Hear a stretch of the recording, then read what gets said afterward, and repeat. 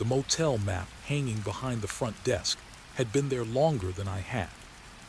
I knew every stain on it, every faded room number, every corner where the paper had curled away from the wall.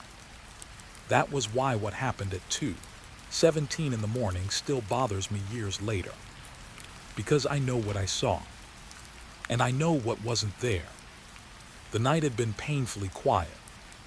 The kind of quiet that only exists at roadside motels after midnight. Outside, trucks groaned along the highway every few minutes. Their headlights swept across the parking lot before disappearing into the darkness again. Inside, the old soda machine hummed. The ice machine rattled occasionally. And I sat behind the counter, trying not to fall asleep. I had been working night shifts at the Desert View Motel for almost 3 years. Nothing ever happened. A drunk guest locked himself out once. A couple argued in the parking lot. Some teenagers stole towels. That was about as exciting as it got. Then the bell rang. A small metal ding. Soft, almost polite. I looked up. An old man stood at the counter. I hadn't heard the front door open. That was strange by itself. The hinges squealed every time somebody entered. But somehow he was already standing there. He looked exhausted. Gray hair, long brown coat, small leather suitcase. The kind of traveler who looked like he'd spent his whole life moving from one place to another. For a few seconds, he simply stared at me. Not in a threatening way. More like he was trying to remember something. Then he spoke. His voice sounded dry. "Is room 21 available?" I automatically turned toward the room board behind me. Every occupied room had a key missing. Every vacant room had a key hanging. Room 21 wasn't occupied. I grabbed the key. "Yes, sir." The old man's expression changed instantly. Confusion, then concern. He slowly shook his head. "No." His eyes drifted toward the hallway leading to the guest rooms. "Not that room 21. Something cold settled in my stomach. "What do you mean?" The old man looked surprised, as if I should already know. "The other one." For several seconds, neither of us spoke. Then he pointed toward the map hanging behind me. "The room at the end." I turned and looked. The map showed 18 rooms on one side, 18 on the other, 36 total, exactly as it always had. There was no other room 21. When I looked back, the old man seemed uneasy, almost disappointed. "You don't have it anymore." I forced a laugh. "What exactly are you looking for?" His eyes narrowed. Then he glanced around the lobby. Slowly, like he hadn't been here in many years. I suppose I must have the wrong motel. Something about the way he said it made me uncomfortable. Not frightened, just uncomfortable. Like I had stepped into the middle of a conversation that started long before I arrived. The old man thanked me and turned toward the door. I watched him leave. The bell above the entrance never rang. The door never opened. One moment he was walking toward it. The next moment he was simply gone. I actually stood up, walked around the counter, checked outside. The parking lot was empty. No car, no headlights, no sign anyone had ever been there. The highway stretched endlessly beneath the moonlight. Silent. I remember standing there for nearly a minute before returning inside. I told myself I was tired. Nothing more. Night shifts mess with your head. That was the explanation. At least for a while. Then I found the suitcase. It sat beside the counter. The same worn leather suitcase the old man had carried inside. He had left without it. I stared at it. My skin prickled. I was absolutely certain it hadn't been there before. The handle looked old, cracked with age. A small brass tag hung from one side. No name, no address, nothing, just a number. I don't know why that bothered me so much. Maybe because it felt deliberate, like somebody wanted me to notice it. For several minutes, I considered calling the police. Instead, I carried the suitcase into the back office. The thing was surprisingly heavy.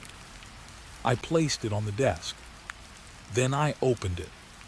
Inside were photographs. Hundreds of them. Black and white photographs. Most showed the motel. But it wasn't called Desert View in the pictures. The old sign outside displayed a different name. Sunset Trails Motor Lodge.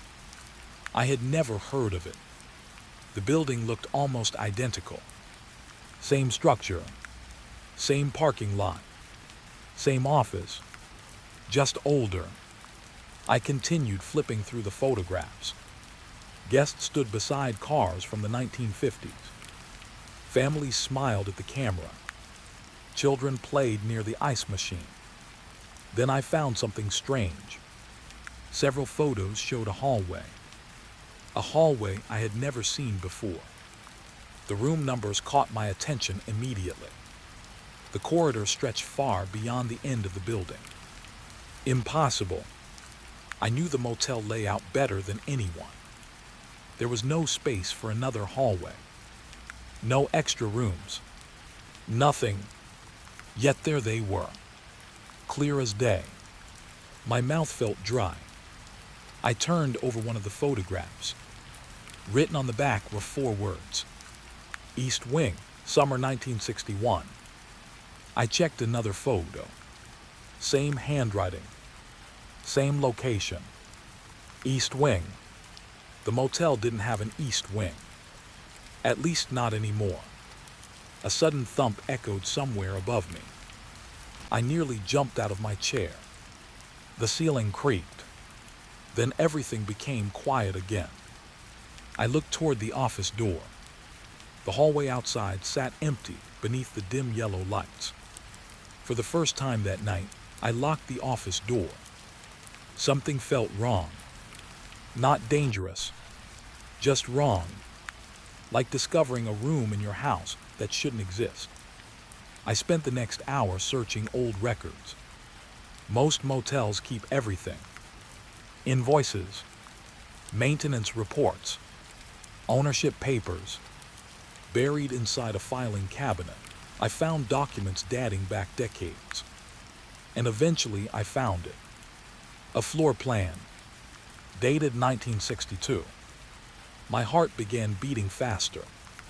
The blueprint showed the entire motel, including a section that no longer existed. The East Wing, 5 additional rooms, room 19 through room 23. I stared at the paper. My hands suddenly felt cold. The blueprint wasn't fake. It wasn't damaged. It was official, stamped and approved, meaning those rooms had once been real. But where were they now? I left the office carrying a flashlight. The motel was nearly full that night. Most guests slept behind closed doors. The hallway remained quiet. The carpet muffled my footsteps. I followed the building toward its eastern side, toward the area where the extra wing should have been. Outside, the night air felt colder. The moon hid behind clouds. A faint wind moved through the parking lot. When I reached the far end of the motel, I stopped. There should have been a wall. Instead, I found something else. Fresh paint. Fresh enough that it looked newer than everything around it. A section of concrete had been sealed over. Almost hidden. Almost. I ran my flashlight across the surface. Then I saw it. A faint outline beneath the paint. The shape of a doorway. My stomach tightened. Someone had closed it off. Not renovated, not removed, sealed, as if they wanted nobody to enter again. I stood there listening to the wind, listening to distant trucks passing on the highway. Then I noticed one final detail, scratched into the paint near the bottom corner. 3 small numbers, almost invisible. At that exact moment, something tapped softly from the other side of the wall. Just once, a quiet knock. I froze. The sound didn't come again, but I remained there in the darkness, staring at the sealed doorway. Because for the first time all night, I had a question I couldn't explain away. If room 21 no longer existed, who had knocked from inside it? The knock never came a second time. That somehow made it worse. If I had heard it again, maybe I could have blamed the pipes, maybe the wind, maybe an animal trapped somewhere inside the walls. But it only happened once. One quiet tap from the other side of a sealed doorway. And then silence. I stood there longer than I should have. The flashlight trembled slightly in my hand. I kept staring at the painted-over outline.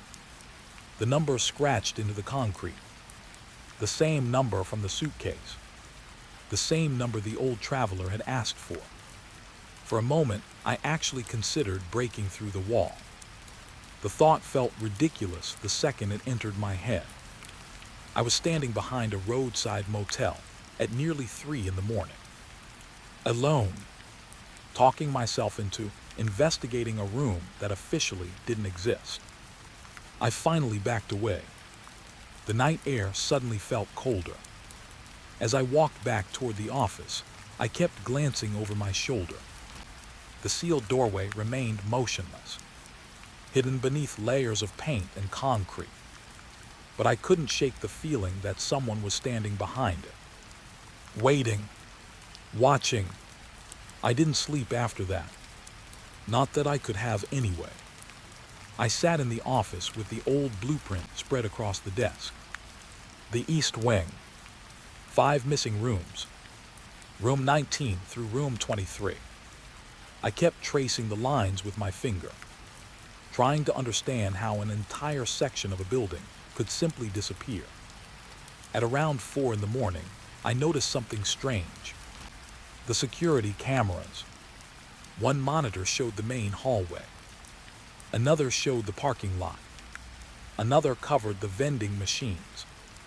I had looked at them 1,000 times, but now one screen caught my attention.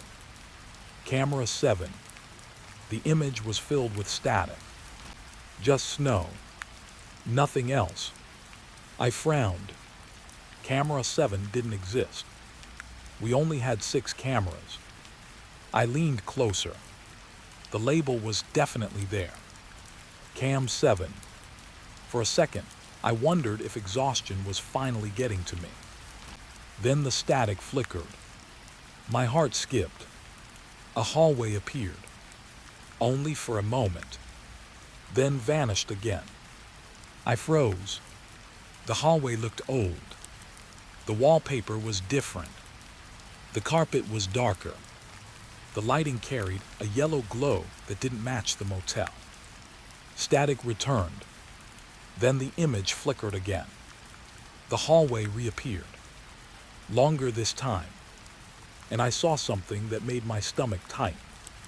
Room numbers. The image vanished. The monitor returned to snow. I slowly stood from my chair. Every instinct told me to leave it alone. Clock out. Go home. Forget the entire thing. Instead, I grabbed the flashlight. The hallway on the screen looked real. Too real.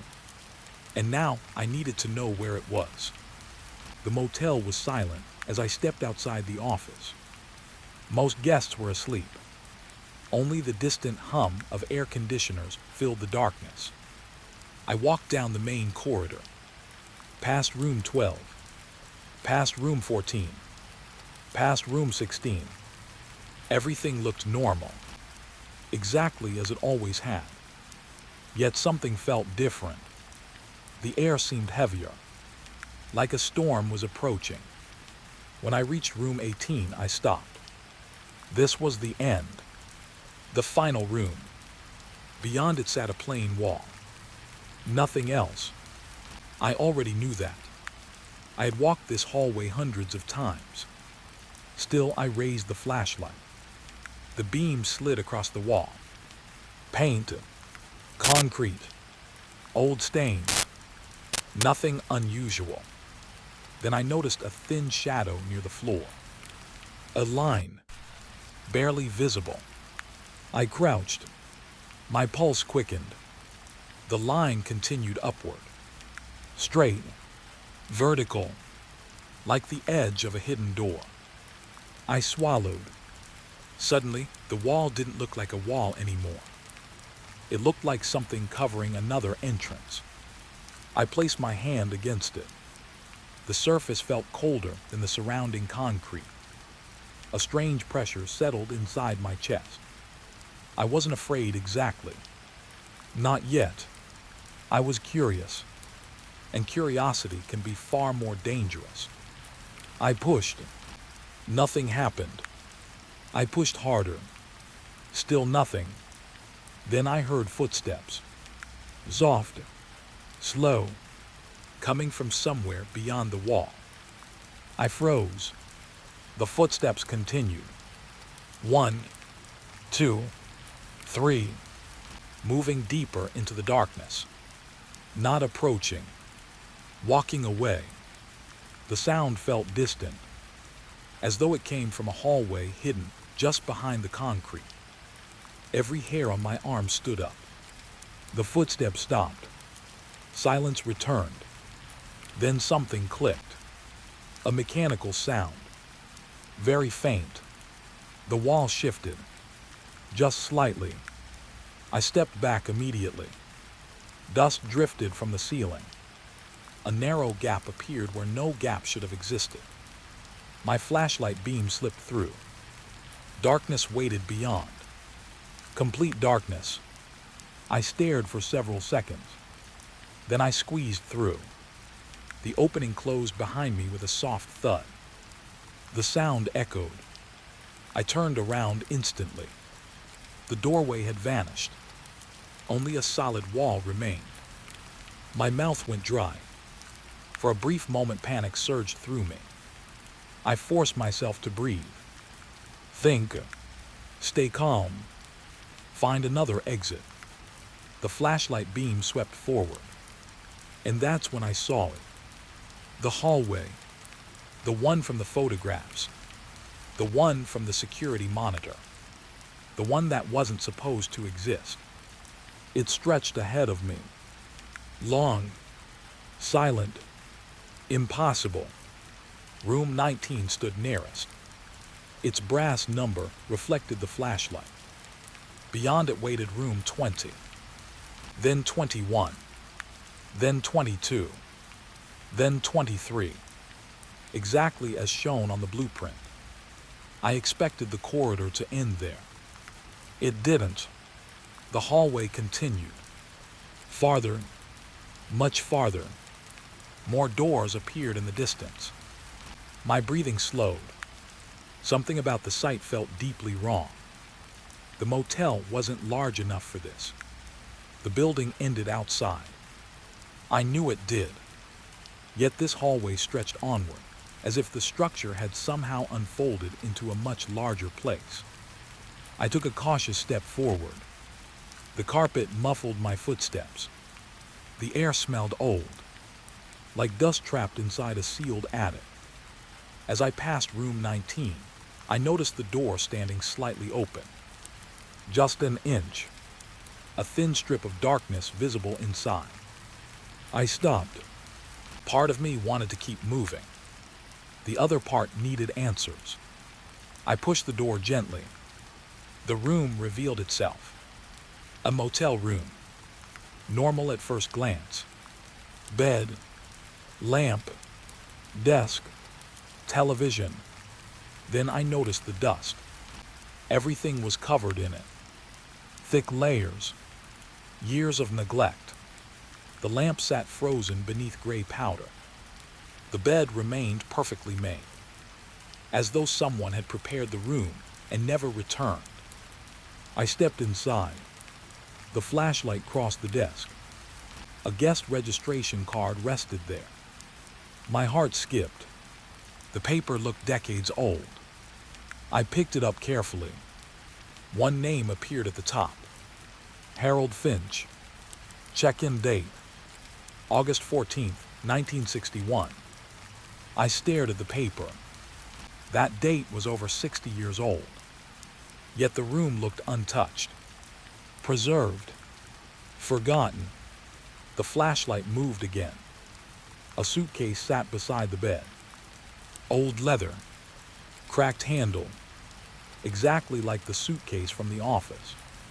My pulse quickened. I didn't open it. Something inside me didn't want to know. Instead, I backed toward the door. And that's when I noticed the bathroom mirror. Words had been written across the glass. 3 simple words. Don't go far. I froze. The letters looked fresh. Not dusty. Not faded. Fresh. As if someone had written them recently. Very recently. A chill crawled through me. I left the room immediately. The hallway felt colder now. Less abandoned. More occupied. I continued walking. Room 20. Room 21. Room 22. Each door remained closed. Each looked untouched. Yet the deeper I went, the stronger the feeling became. Someone was nearby. Not behind me. Ahead. Waiting farther down the corridor. Then I heard it again. Footsteps. Slow. Measured. Coming from somewhere beyond room 23. The sound echoed through the impossible hallway. One step. Then another. Then another. I followed. Not because I was brave. Because at that point, curiosity had become stronger than fear. The corridor stretched onward. Room numbers kept increasing.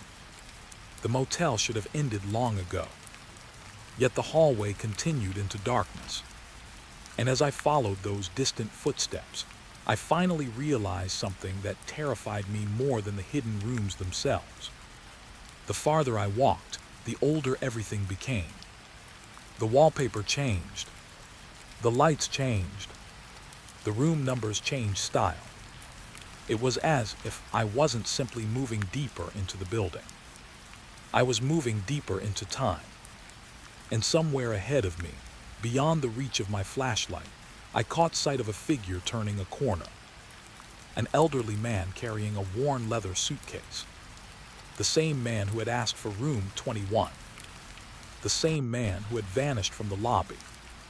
And before he disappeared around the bend, he looked back at me and smiled. Like he had been expecting me to follow. The old man should not have been there. That was the thought repeating inside my head as I stared down the impossible hallway. For only a second I had seen him. A gray coat. A worn suitcase. That strange smile. Then he disappeared around a corner that shouldn't have existed. I stood frozen. Part of me wanted to run. Not deeper into the corridor. Back to the office. Back to the normal world. But another part of me couldn't stop thinking about the registration card I had found inside room 19. August 1961. The same year written on the photographs. The same year connected to the east wing. Something had happened here. Something people had tried very hard to erase. And now it felt like the hallway was slowly showing me pieces of it. I followed. The corridor stretched forward beneath dim yellow lights. The farther I walked, the quieter everything became. Even my own breathing sounded distant. The motel no longer felt abandoned. It felt occupied. Not crowded. Just occupied. like people were nearby, but hidden behind doors. Watching, listening, waiting. Room 28, room 29, room 30. The numbers continued climbing. I had completely lost any sense of distance. Outside, the motel only contained 36 rooms total. Yet somehow I had already passed that number. The hallway should have ended long ago. Instead, it continued forward into darkness. Then I noticed something strange. The room doors were changing. The older rooms near room 19 looked like they belonged to the early 1960s. Now the wallpaper patterns were different. The brass numbers looked newer. Even the carpet had changed color. It was as if every section of hallway belonged to a different decade. The realization made my skin crawl. I wasn't just walking through hidden rooms. I was walking through time. A soft sound interrupted my thoughts. A door closing somewhere ahead. I stopped instantly. The sound was clear. Someone was definitely here. For several seconds I listened. Nothing. Only silence. Then another sound emerged. Very faint. A radio playing somewhere in the distance. Old music drifted through the corridor. A slow song. The kind my grandparents used to listen to. I followed the sound until I reached room 34. Its door stood slightly open, just enough to reveal a sliver of light. The radio was inside. I approached carefully. The old song continued playing, a woman's voice singing softly through static. I pushed the door wider. The room looked occupied, not abandoned. Occupied. A suitcase sat open on the bed. Fresh clothes hung in the closet. A half-finished cup of coffee rested on the desk. Steam no longer rose from it, but it hadn't fully dried either. I stepped closer. Something sat beside the coffee cup. A motel registration card. My stomach tightened. Another guest. Another name. I picked it up. Sarah Holloway. Check-in date, March 11, 1974. No checkout date. I searched the room. No sign of Sarah. No sign of anyone. Yet everything looked as if the occupant had left only moments ago. The radio continued playing. Then suddenly the song stopped. Static filled the room. A voice emerged. Distorted. Weak. Please return to your room. I froze. The voice crackled again. Guests must remain in their assigned rooms. Then silence. The radio died completely. A cold sensation moved through my chest. I left immediately. The hallway somehow felt darker now. More oppressive. As if the corridor disliked being observed. I kept walking. More doors. More room numbers. More impossible distance. Then I discovered the staircase. It appeared unexpectedly on my right. A narrow staircase leading downward. I hadn't seen it before. The East Wing blueprint never showed any stairs. For several seconds I hesitated. Then curiosity won again. I descended. The air grew colder with every step. At the bottom waited another corridor. This one looked older. Much older. The wallpaper peeled from the walls. Dust covered the floor. The lights flickered weakly overhead. At the far end stood a wooden door. A faded sign hung above it. Records. I don't know why, but the moment I saw that word, I knew I was supposed to find this place. Like the hallway had been leading me here all along. The door creaked open. A small office waited beyond. Shelves lined every wall. Hundreds of books filled them. Old ledgers. Old registration logs. Old motel records. The smell of paper and dust filled the room. I shined my flashlight across the shelves. Most books were labeled by year. Dozens of them. I grabbed one at random. The leather cover cracked as I opened it. Names filled the pages. Guest names. Room numbers. Dates. Everything looked normal at first. Then I noticed something strange. Certain names were marked with red ink. Only a few. I counted 6 on the first page. Each one assigned to the East Wing.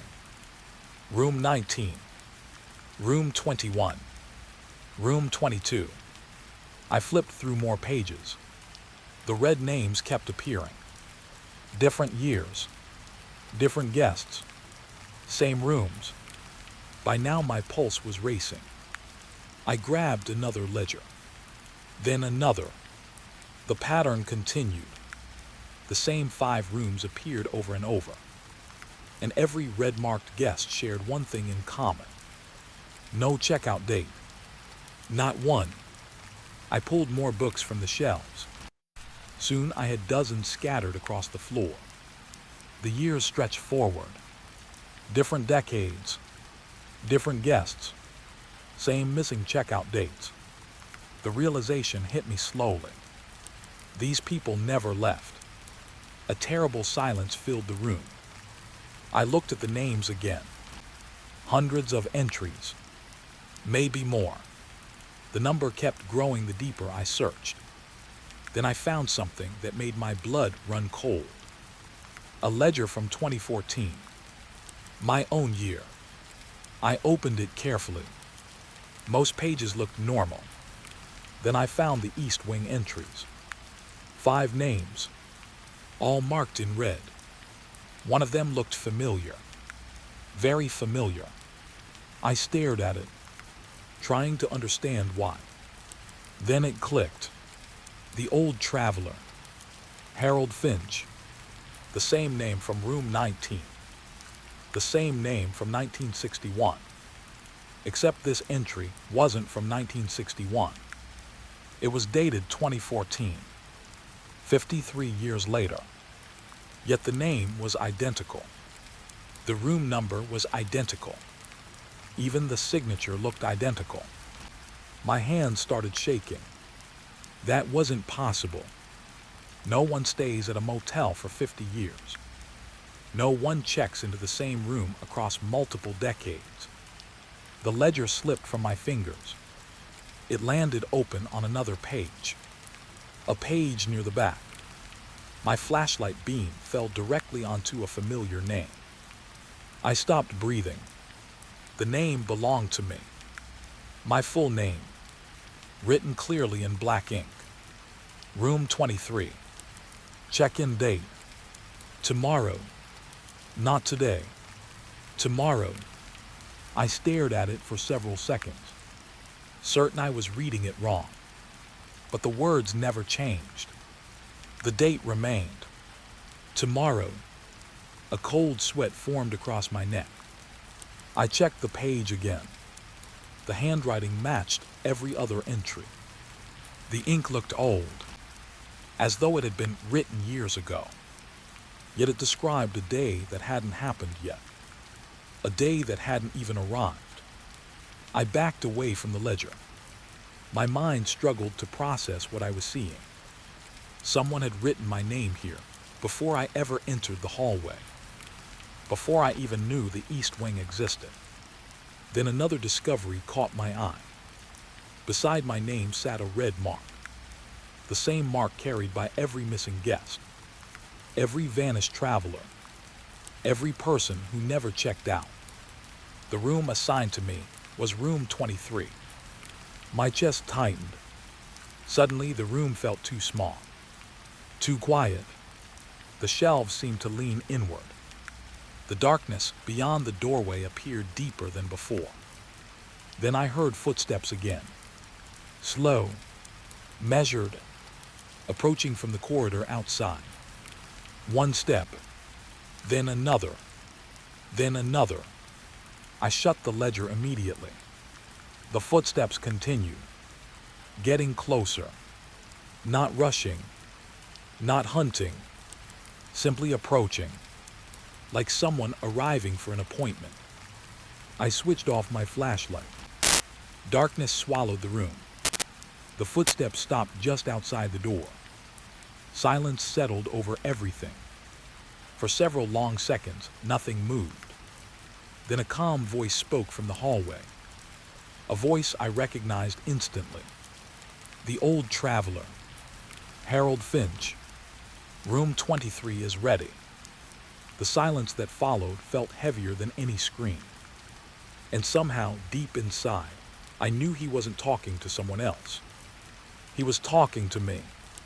The voice outside the records room didn't sound threatening. That was what frightened me most. If Harold Finch had shouted, I might have run. If he had pounded on the door, I might have hidden. Instead, he spoke calmly, almost kindly, like a hotel employee, informing a guest that their room was ready. Room 23 is ready. Then silence returned. I stood motionless in the darkness. The ledger remained pressed against my chest.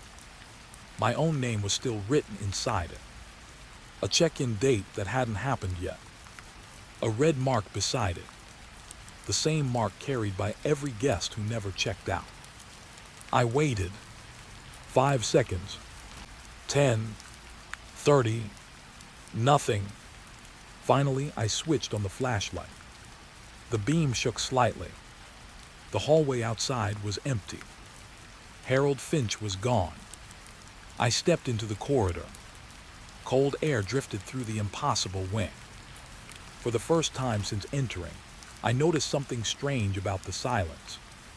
It wasn't complete. Very faint sounds lived beneath it. Doors opening somewhere far away. Muffled conversations. Footsteps on carpet. The distant ringing of a telephone. The noises felt old, like echoes trapped inside the building. I should have been looking for an exit. Instead, I found myself moving deeper, following the direction Harold had come from, following whatever had brought him here. The corridor continued past rooms I had never seen before. Room 41, Room 42, Room 43. Every few minutes the surroundings changed. The wallpaper shifted styles. The light fixtures looked newer or older.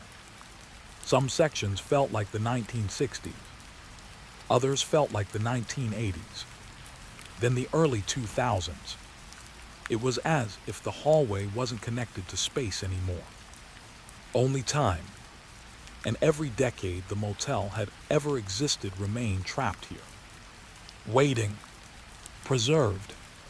The realization made me uneasy. But it also answered a question. Why were the missing guests from different years?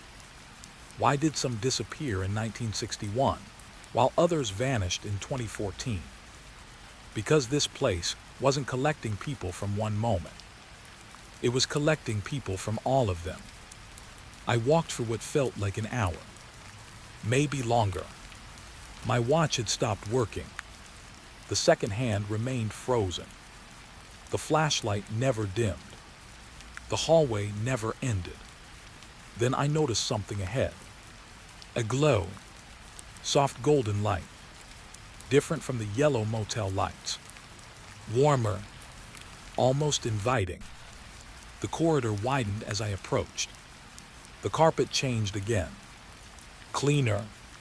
Newer. And then I reached a large wooden door.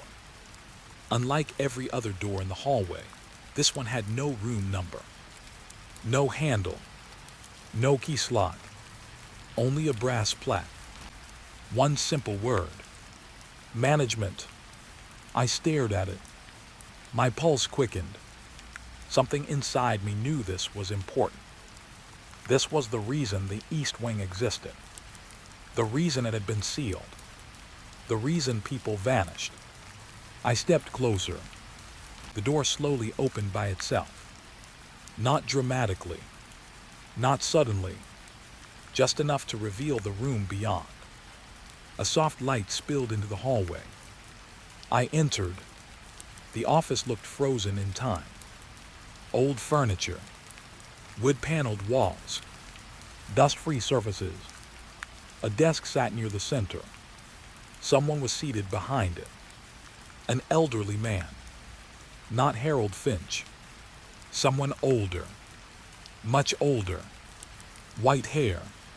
Black suit. Thin hands folded neatly together. He looked like a motel manager, waiting for a scheduled meeting. The strange thing was that he didn't surprise me. By now, almost nothing did. The old man smiled. "You're late." His voice was calm. I remained standing. Every instinct told me to leave. Yet my feet refused to move. The man gestured toward a chair. I sat. For several seconds, neither of us spoke. Then he opened a large ledger resting on the desk. The pages looked ancient. Thousands of names filled them. Thousands. Far more than I had seen downstairs. The old man turned a page.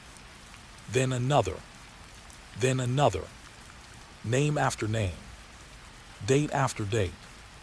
Room number after room number. Finally, he stopped. I recognized the page immediately. My own name. Room 23. Tomorrow's date. The old man looked at me. "You're wondering what happened to them." I nodded. My throat felt dry. The old man closed the book. "They checked in. Then where did they go?" His smile faded slightly. "Nowhere." The answer sent a chill through me. I waited for more. Eventually, he continued. "When the motel was built, it stood in the wrong place." I frowned. "The wrong place?" He nodded. "There are places where things overlap." His eyes drifted toward the ceiling. Moments, memories, lives.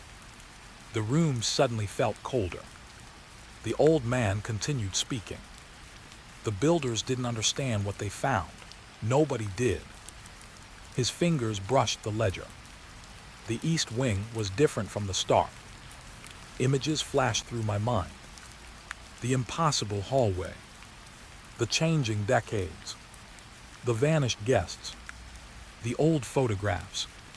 Slowly, the pieces began fitting together. "The rooms don't lead where they're supposed to," I said. The old man smiled.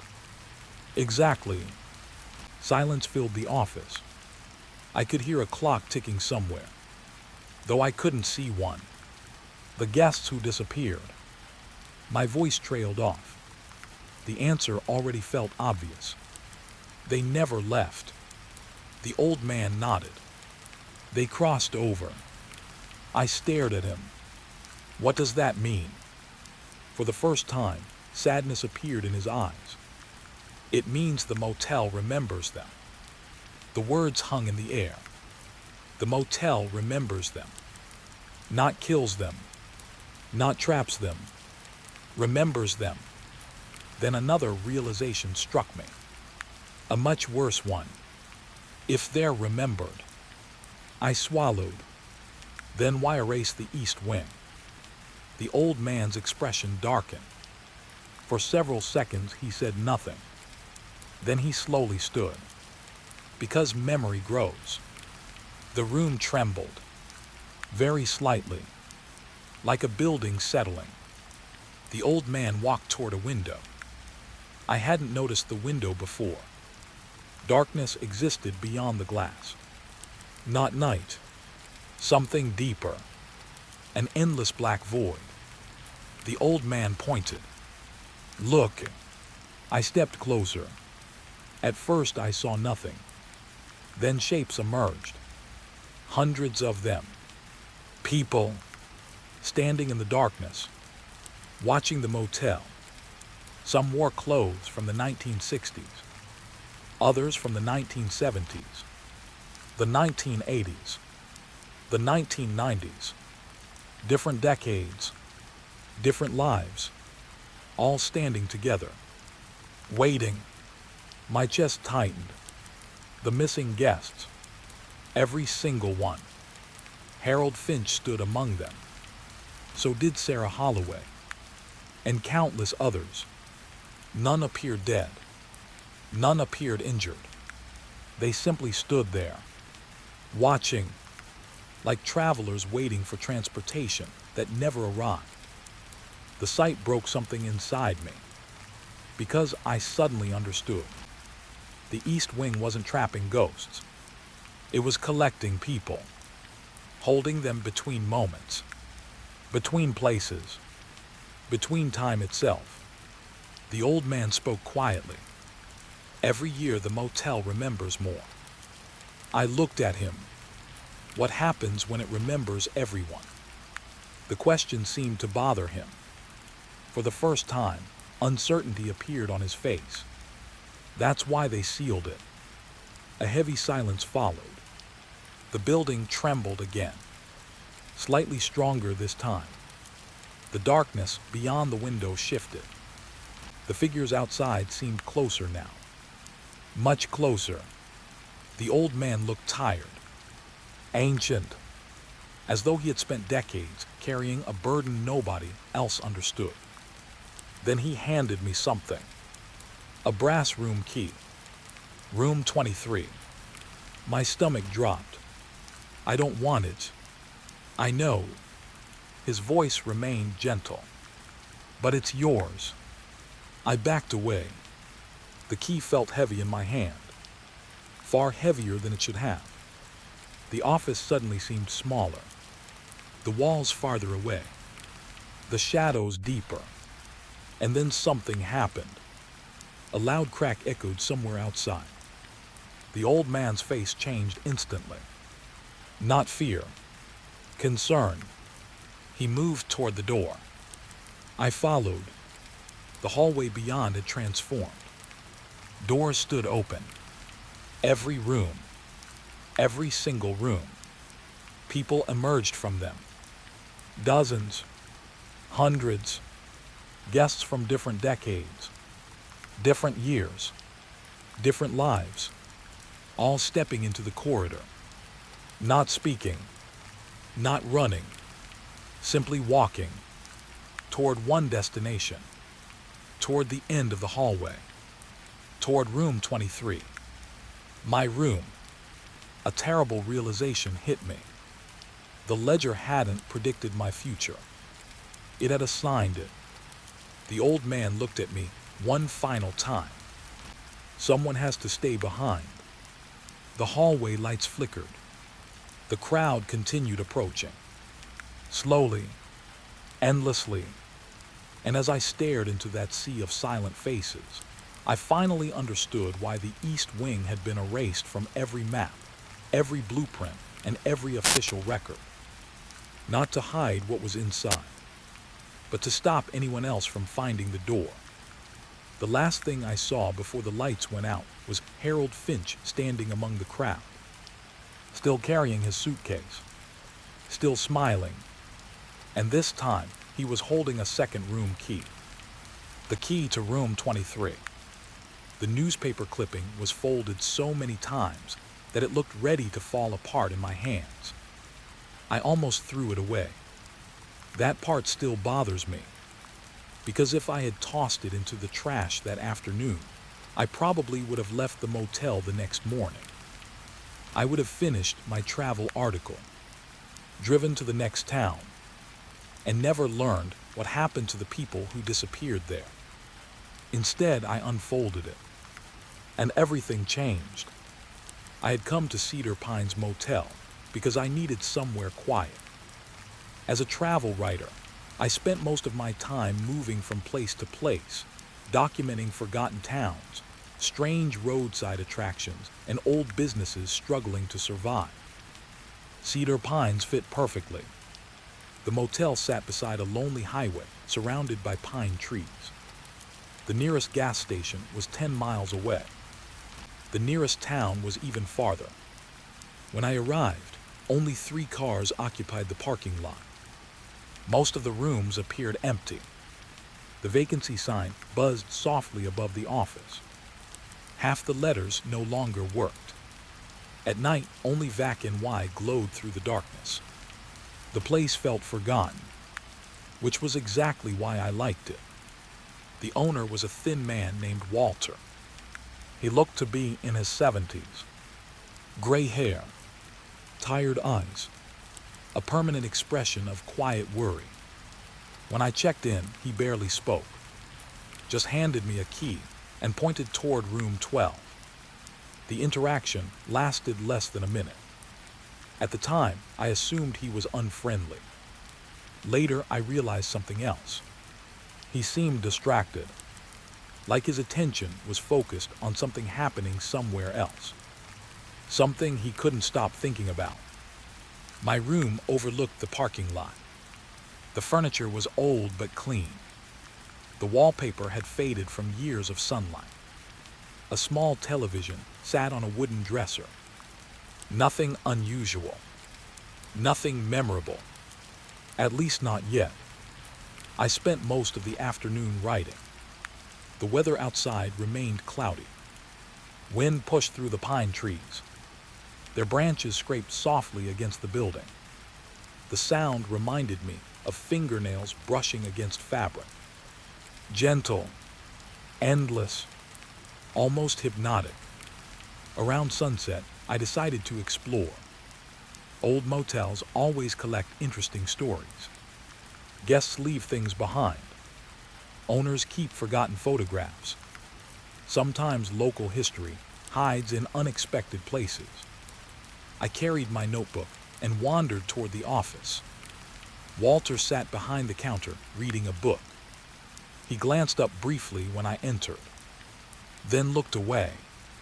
The lobby felt strangely empty. A dusty couch sat near the front window. Several framed photographs hung on the walls. Most showed the motel during better years. Families smiling, children swimming, cars filling the parking lot. The place once looked alive. Now it felt like a memory. I spent several minutes examining the photos. Then I noticed a wooden cabinet near the corner.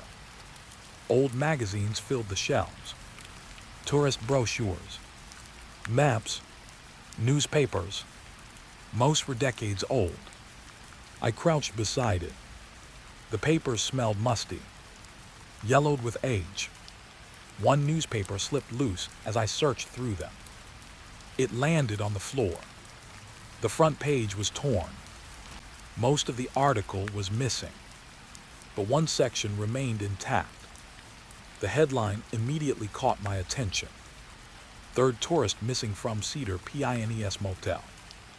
I frowned. Third tourist. I sat down and read. The article appeared to be from 1987. A traveler from Oregon had vanished during the night.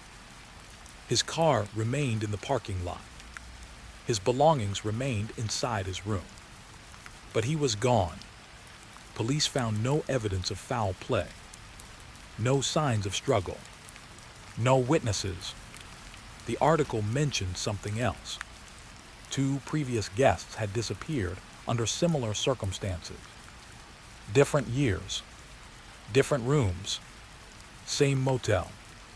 I looked up from the newspaper. Walter remained behind the counter, reading quietly. I almost asked him about it. Instead, I kept reading. The article ended abruptly. Half the page had been ripped away. The conclusion was missing. Still, the story lingered in my mind. 3 guests disappearing from the same motel wasn't normal, especially in a place this small. I folded the clipping and slipped it into my notebook. Something told me I might need it later. That evening, rain began falling. Light at first, then heavier. By 9 o'clock, the entire property sat beneath a curtain of water. The parking lot reflected the motel lights. The pine trees swayed in the darkness. I returned to my room and continued working. But concentration became difficult. The newspaper clipping kept pulling my attention away. Eventually, I gave up. I opened my laptop, started searching local archives. The motel had existed for nearly 60 years. Finding information wasn't difficult. What I found unsettled me. The article wasn't describing 3 missing guests. It was describing 3 confirmed cases at the time. More disappearances happened later. Several more. I found reports from the 1990s, then the early 2000s. The pattern continued. Guests vanished. Cars remained. Belongings remained. The people themselves never returned. No bodies. No arrests. No explanation. The strangest detail appeared repeatedly. Every missing guest had been traveling alone. Every one. A cold feeling settled in my stomach. I checked the date. Almost midnight. The rain continued tapping against the window. Something about the storm made the room feel smaller, more isolated. I closed the laptop, told myself I was overthinking things. Old mysteries attract rumors. Rumors attract exaggeration. There was probably a simple explanation buried beneath decades of speculation. That thought comforted me for about 10 minutes. Then I heard footsteps, soft footsteps outside my room. I looked toward the door. The footsteps moved slowly along the walkway. One step, pause, another step, pause. Not unusual. Guests walked around at night. Still, something about the rhythm felt strange. I waited. The footsteps continued, then stopped directly outside my door. Silence followed. I stared at the handle, waiting for movement. Nothing happened. After nearly 30 seconds, the footsteps resumed, moving away. I exhaled, relieved. Then curiosity took over. I crossed the room and peeked through the curtain. The walkway outside was empty. No guest, no figure, no movement, only rain. I frowned. Maybe whoever had been outside had already reached the stairs. That had to be it. Yet as I watched, a new sound emerged. Footsteps again, this time from farther down the building.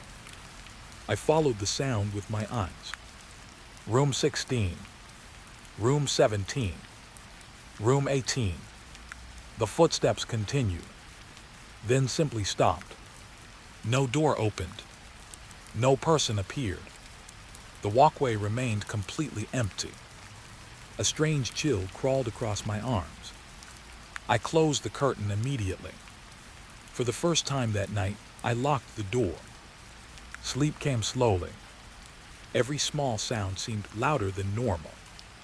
The rain, the pipes, the wind. At some point after 2 in the morning, I woke unexpectedly. The room felt different.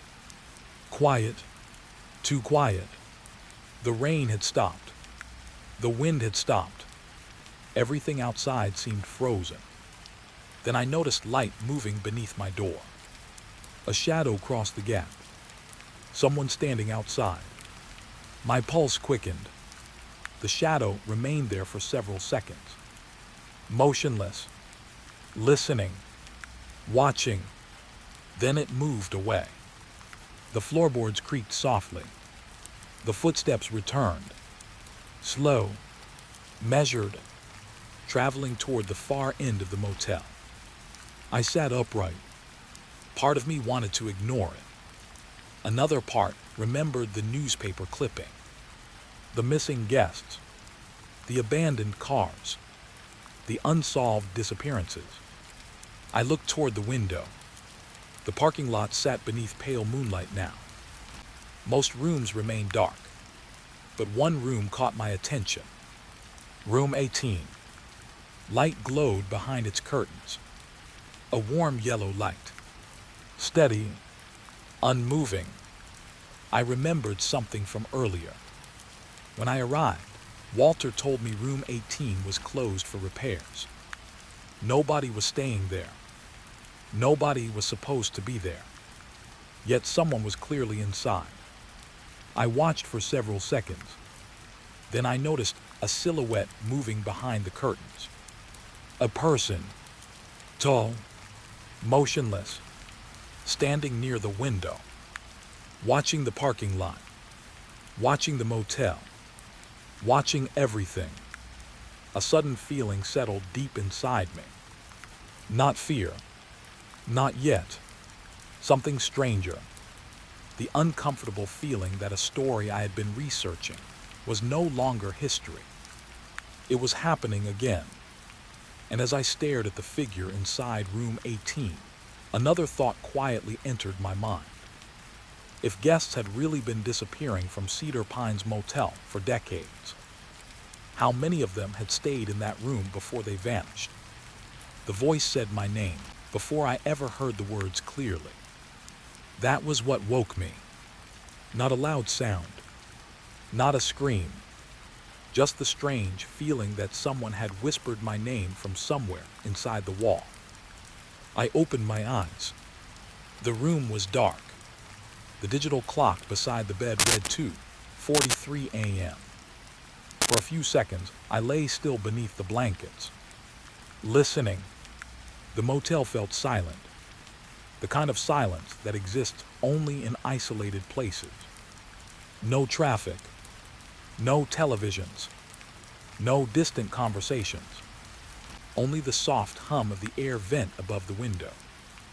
I almost rolled over and went back to sleep. Then I heard it again. A voice, very faint, barely more than a breath, coming from inside the vent. I sat upright immediately. The sound disappeared. My pulse quickened. I listened carefully. Nothing. The vent continued humming softly. Cold air drifted into the room.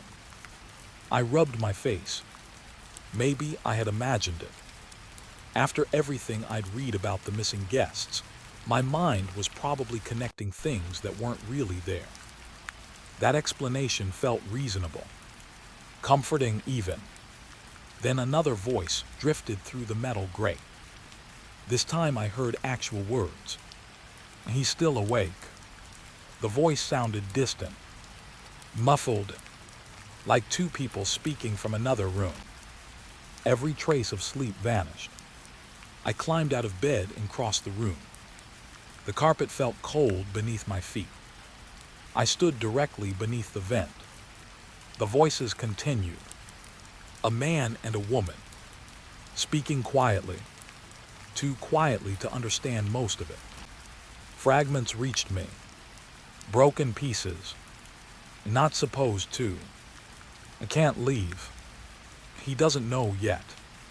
The conversation stopped abruptly. Silence returned.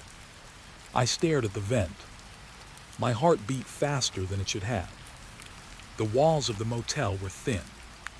That part wasn't unusual, but something about the voices felt wrong. Their tone, their distance, their strange choice of words. I glanced at the room next to mine. Room 13. Then the room on the opposite side. Room 11. Neither was occupied. I knew because I'd checked the parking lot earlier. The motel only had 3 guests. Me and 2 truck drivers staying at the far end of the property. No one occupied the rooms beside mine. Yet voices had clearly come through the vent. I spent another 20 minutes listening. Nothing else happened. Eventually, exhaustion pulled me back into bed. Still, sleep never fully returned. The voices lingered inside my thoughts. By morning, I almost convinced myself it had all been a dream. Almost. The rain clouds had disappeared. Sunlight filtered through the pine trees. Everything looked normal again. The motel seemed smaller during daylight, less mysterious, less threatening. I grabbed coffee from the office. Walter stood behind the counter as usual. His tired eyes looked even more exhausted than before. I decided to ask him a simple question. Are rooms 11 and 13 occupied? The reaction was immediate. Not dramatic. Just a tiny pause. A tiny hesitation. But I noticed it. Walter slowly shook his head. No. I waited. He didn't elaborate. They've been empty a while. His eyes drifted toward the lobby window. A long while. But something about his tone made me curious. How long? Walter stared at me for several seconds. Then he quietly replied. Years. A strange feeling settled inside me. Years. Not weeks. Not months. Years. Before I could ask another question, Walter changed the subject. The conversation ended there, but the answer stayed with me. Years. The voices had come from rooms that hadn't been occupied for years. That afternoon, I walked the property. The motel stretched farther than it first appeared. A long row of rooms sat beneath the shadow of the pine trees. Most remained closed, their curtains drawn, their paint faded by weather and time. The farther I walked, the emptier everything became. Then I reached room 18. The room I had seen, illuminated the night before. The room Walter claimed was closed. The curtains were shut now. No light escaped from inside. The door remained locked. A faded notice hung from the handle. Out of service. The paper looked old. Very old. As if it had been hanging there for years. Yet someone had definitely been inside last night. I knew what I saw. The memory remained crystal clear. The silhouette. The yellow light. The figure standing near the window. I stepped closer. Something caught my eye. Dust. A thick layer covered the window ledge. Undisturbed. No footprints. No signs of activity. Nothing. The room looked genuinely abandoned. A chill moved through me. I returned to my own room before sunset. The entire evening passed quietly. I worked on my article, took notes, edited photographs. For several hours, I managed to forget about the voices. Then midnight arrived, and they came back. At first I heard only murmurs, soft sounds drifting through the vent. The same man, the same woman, speaking somewhere beyond the walls. I lowered my laptop screen and listened. The voices sounded clearer tonight. Closer. Is another one. The same as before. Don't tell him. The woman sounded worried. The man sounded tired. Not frightened. Just exhausted. Like they had repeated the same conversation many times. I grabbed a chair and positioned it beneath the vent. Then I climbed up. The metal grate felt cold against my ear. The voices immediately became louder. My stomach tightened, because they weren't coming from a neighboring room. They were coming from farther away. Much farther, almost as if the sound had traveled through a long tunnel. The conversation continued. He found the article. They always find it. A wave of unease rolled through me. They were talking about me. There was no other explanation. The newspaper clipping, the article, the investigation. Somehow they knew. I remained perfectly still, listening. Then a third voice joined the conversation. A man's voice, older, rougher.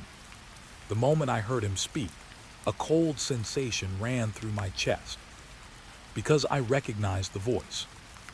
Walter, the motel owner. I was certain of it. And leave him alone. Walter said quietly, he'll leave soon. The woman replied, No one leaves. The room suddenly felt colder. The air vent hummed softly above me. I didn't move, didn't breathe. The conversation continued, fragments drifting through metal and darkness. Then I heard something that made my stomach drop. The older man spoke again. Room 18 is awake.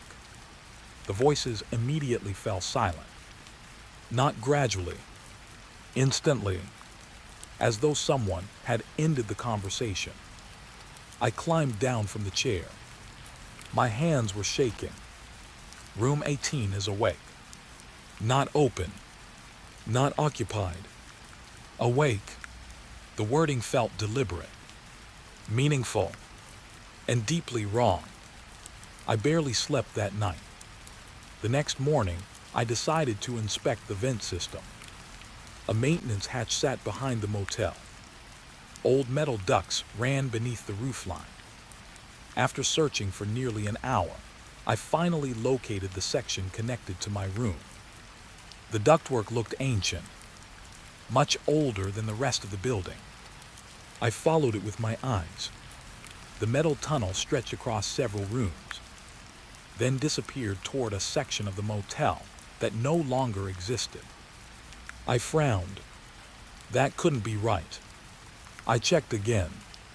The duct continued directly past room 18, past the final room in the building, into empty space, into nothing.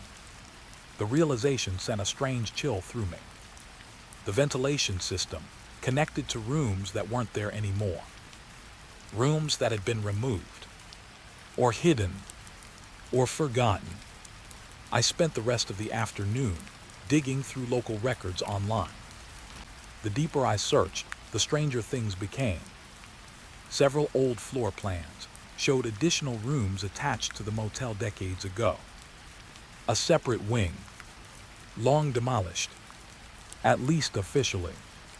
One detail appeared repeatedly in those records. A room number. Every version of the building seemed centered around it, as if the room had existed before everything else, as if the motel had been built around it. Night arrived once again.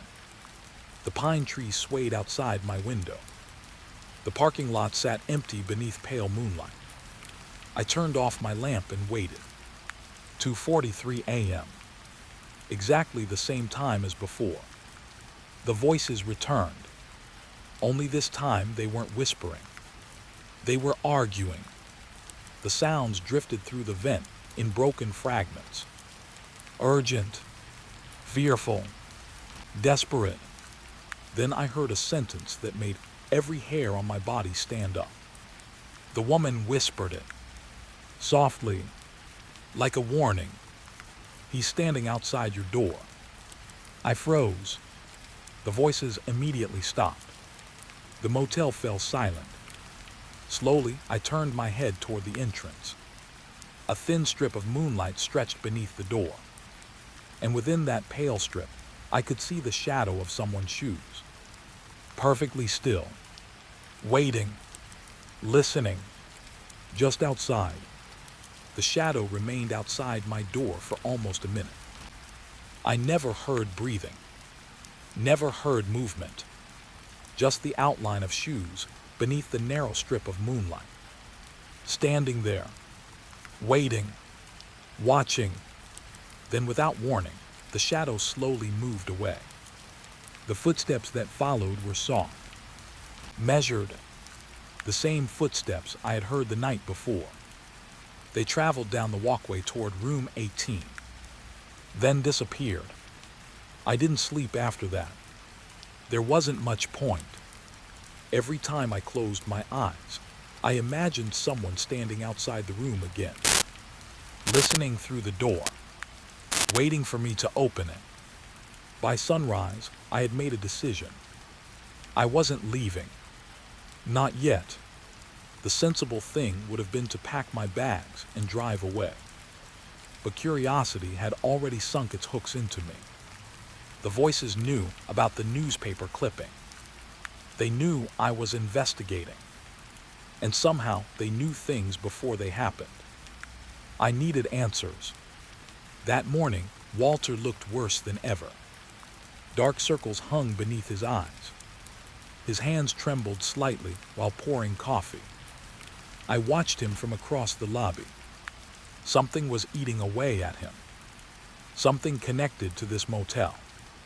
Eventually, I sat down at the counter. "How long have you owned Cedar Pines?" Walter hesitated. "A long time. Since before the disappearances."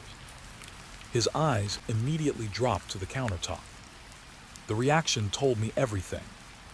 He knew exactly what I was talking about.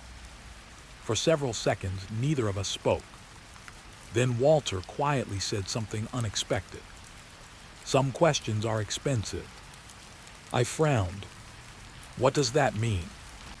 His tired gaze met mine. "It means answers cost more than people think." The words lingered in the air. Before I could respond, Walter stood and walked into the back office. The conversation was over. But now I knew something important. He wasn't hiding ignorance. He was hiding knowledge. Later that afternoon, I began exploring the property again. The motel looked ordinary under daylight. Old, worn down, lonely. Yet every corner seemed to hide something. Every hallway felt like it knew secrets. I wandered behind the office building. That's where I found the cellar door. At first, I thought it was a storage shed. The entrance sat partially concealed behind overgrown bushes. Rust covered the metal handles. A heavy padlock hung from the latch. The strange thing was the lock looked new. Much newer than the door itself. Someone wanted the entrance secured. Recently, I crouched and examined it.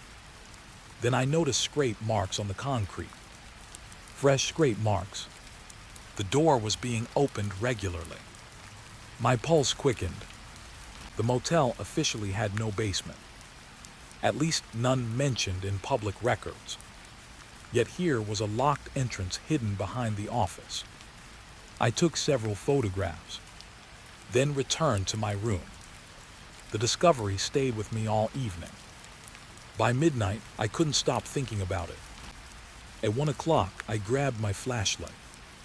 At 1:30, I found myself standing beside the cellar door again. The parking lot was empty. Moonlight filtered through the pine trees. The entire motel seemed asleep. I stared at the lock, then at the office. No lights, no movement, nobody watching. A large rock sat nearby. 5 minutes later, the padlock lay broken on the ground. The sound had been louder than I wanted. I froze afterward, listening, waiting. Nothing happened. The motel remained silent. Slowly, I pulled open the door. A wave of cold air drifted upward. The smell hit me immediately. Dust, mold, old paper. I shined my flashlight downward. Wooden stairs disappeared into darkness. For a moment, I considered turning back. Instead, I descended. Each step creaked beneath my weight. The darkness below seemed unusually thick. The deeper I went, the quieter the world became. Soon even the wind outside disappeared. Only the beam of my flashlight remained. The basement stretched farther than expected. Concrete walls, low ceiling, rows of shelves, old furniture covered by sheets, broken lamps, boxes, decades of forgotten storage. I moved carefully between them. Then my flashlight caught something unusual. A steel door, unlike everything else in the basement. Heavy, industrial. A small lockbox sat beside it. The door itself stood slightly open. My stomach tightened. Someone had been here recently. I approached slowly. The flashlight beam slid through the gap. A small room waited beyond. Inside sat a single desk, a single chair, and a wooden ledger resting beneath a pool of yellow light. Nothing else. The sight felt almost staged, like the room existed solely for that book. I stepped inside. The air felt colder. Still, the ledger looked ancient. Its leather cover had cracked with age. Dust coated the edges. A handwritten label appeared on the front. Guest records. I swallowed. Every instinct told me this was important. Very important. Carefully, I opened it. The first page contained names. Dozens of them. Dates. Room numbers. Check-in times. Nothing unusual at first. Then I noticed handwritten notes beside certain entries. Not every guest. Only some. The first note read, "Heard talking through WALS." I frowned. The second note, "CLAIMS room 18 WAS occupied." Another, "Reported FOOTSDPS outside door." A chill moved through my body. These weren't ordinary guest records. These were reports, observations, complaints, warnings. I turned more pages. The entries became stranger. Said someone knew his name. Refused to leave room after dark. CLA MD missing woman was staying next door. Every note described experiences almost identical to my own. The voices, the footsteps, the feeling of being watched. I kept reading. The years stretched back decades. The same pattern repeated endlessly. Different guests, same experiences, same fear. Then I noticed something worse. Many names matched the missing persons reports. The travelers who vanished. The people from the newspaper articles. Every one of them appeared inside the ledger. Every one. A knot formed in my stomach. Because now I wasn't reading stories. I was reading the final days of missing people. The final days before they disappeared. Page after page revealed the same progression. Voices, footsteps, room 18, fear, then silence. No further entries. No checkout dates. Nothing. Just disappearance. I flipped deeper into the ledger. The handwriting changed several times over the decades. Different motel owners. Different managers. All documenting the same phenomenon. Then I reached a section marked in red ink. The pages here looked newer. Recent. Much more recent. The names felt familiar. I recognized several from internet articles. People who vanished within the last 10 years. One note stopped me cold. Guest claims VOICES warned HIM. That was exactly what happened to me. Exactly. I read the next line. Says they want HIM to find the basement. My heart began pounding. The room suddenly felt much smaller. Because the voices had led me here too. Step by step. Night after night. As though they wanted me to find this ledger. I turned another page. Then another. The final entry sat near the back. The handwriting looked fresh. Very fresh. As if written recently. My pulse quickened. I leaned closer. The name at the top belonged to me. My full name. The flashlight nearly slipped from my hand. I stared at the page. Unable to breathe. The entry was dated 3 days before my arrival. 3 days. Before I had even checked into Cedar Pines. Before I had planned the trip. Before I knew the motel existed. The note beneath my name was even worse. ARRIVED early. The room felt colder instantly. I checked the page again.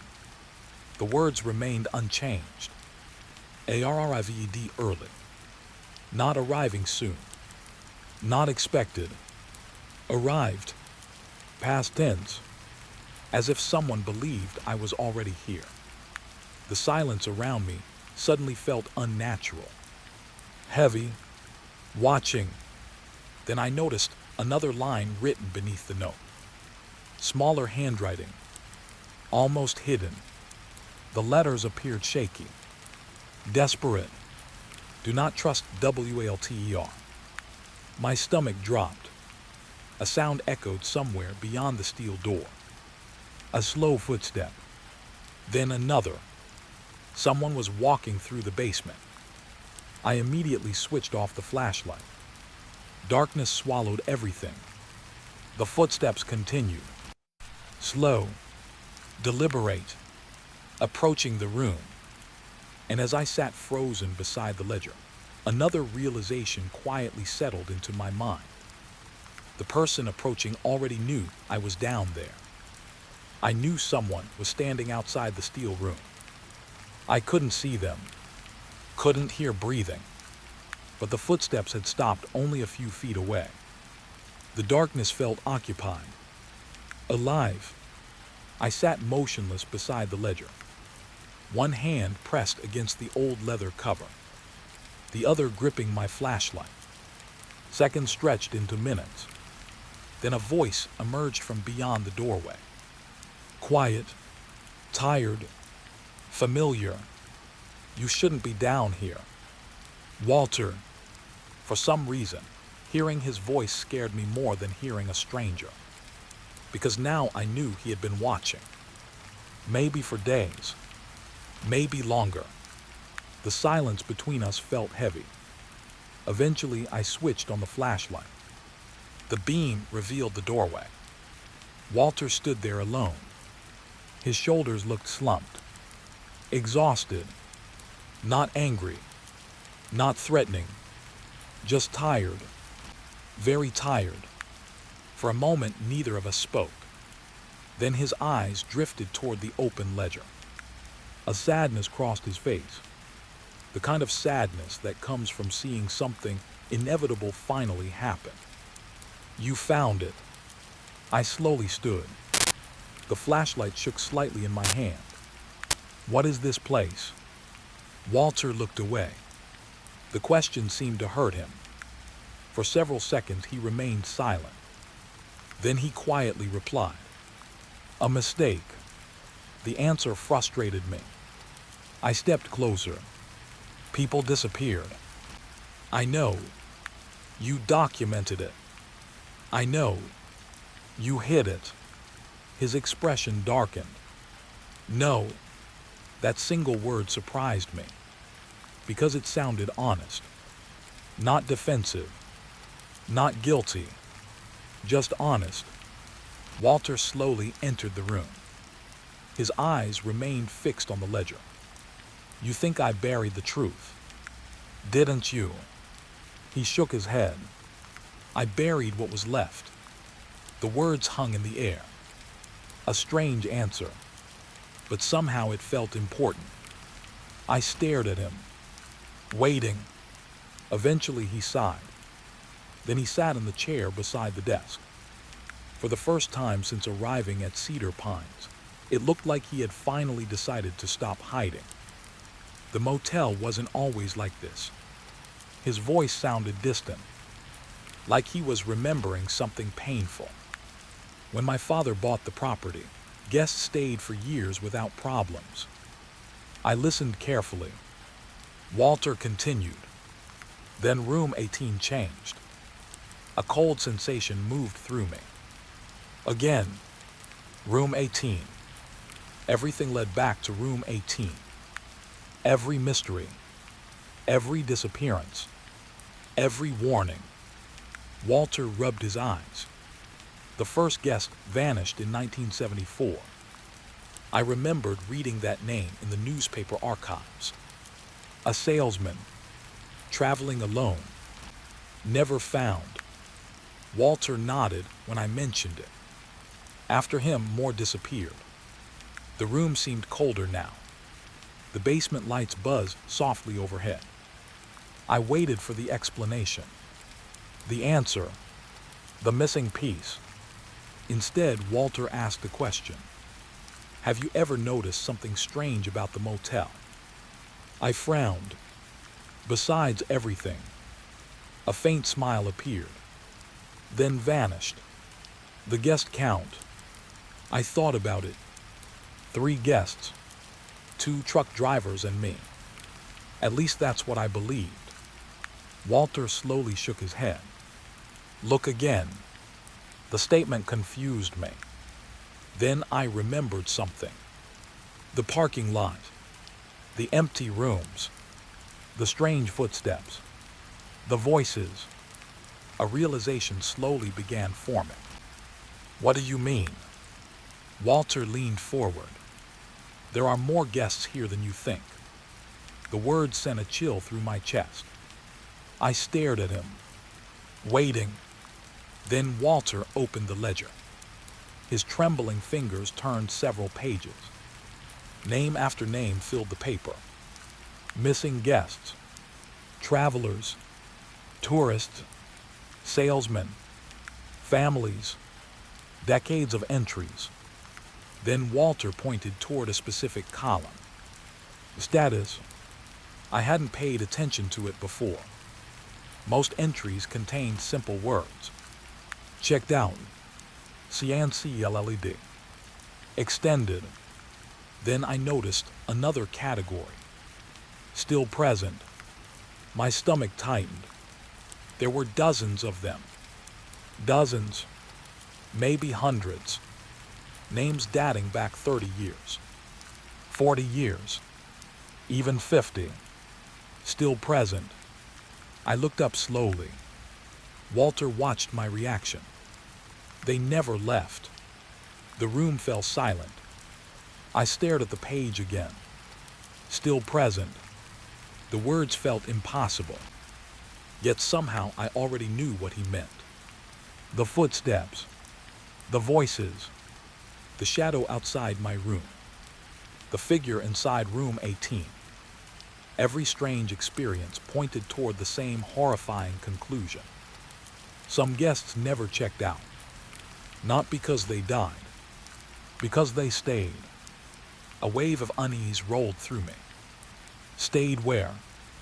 Walter's eyes drifted toward the ceiling. Toward the motel above us. Inside. I felt my pulse quicken. The answer wasn't enough. Not even close.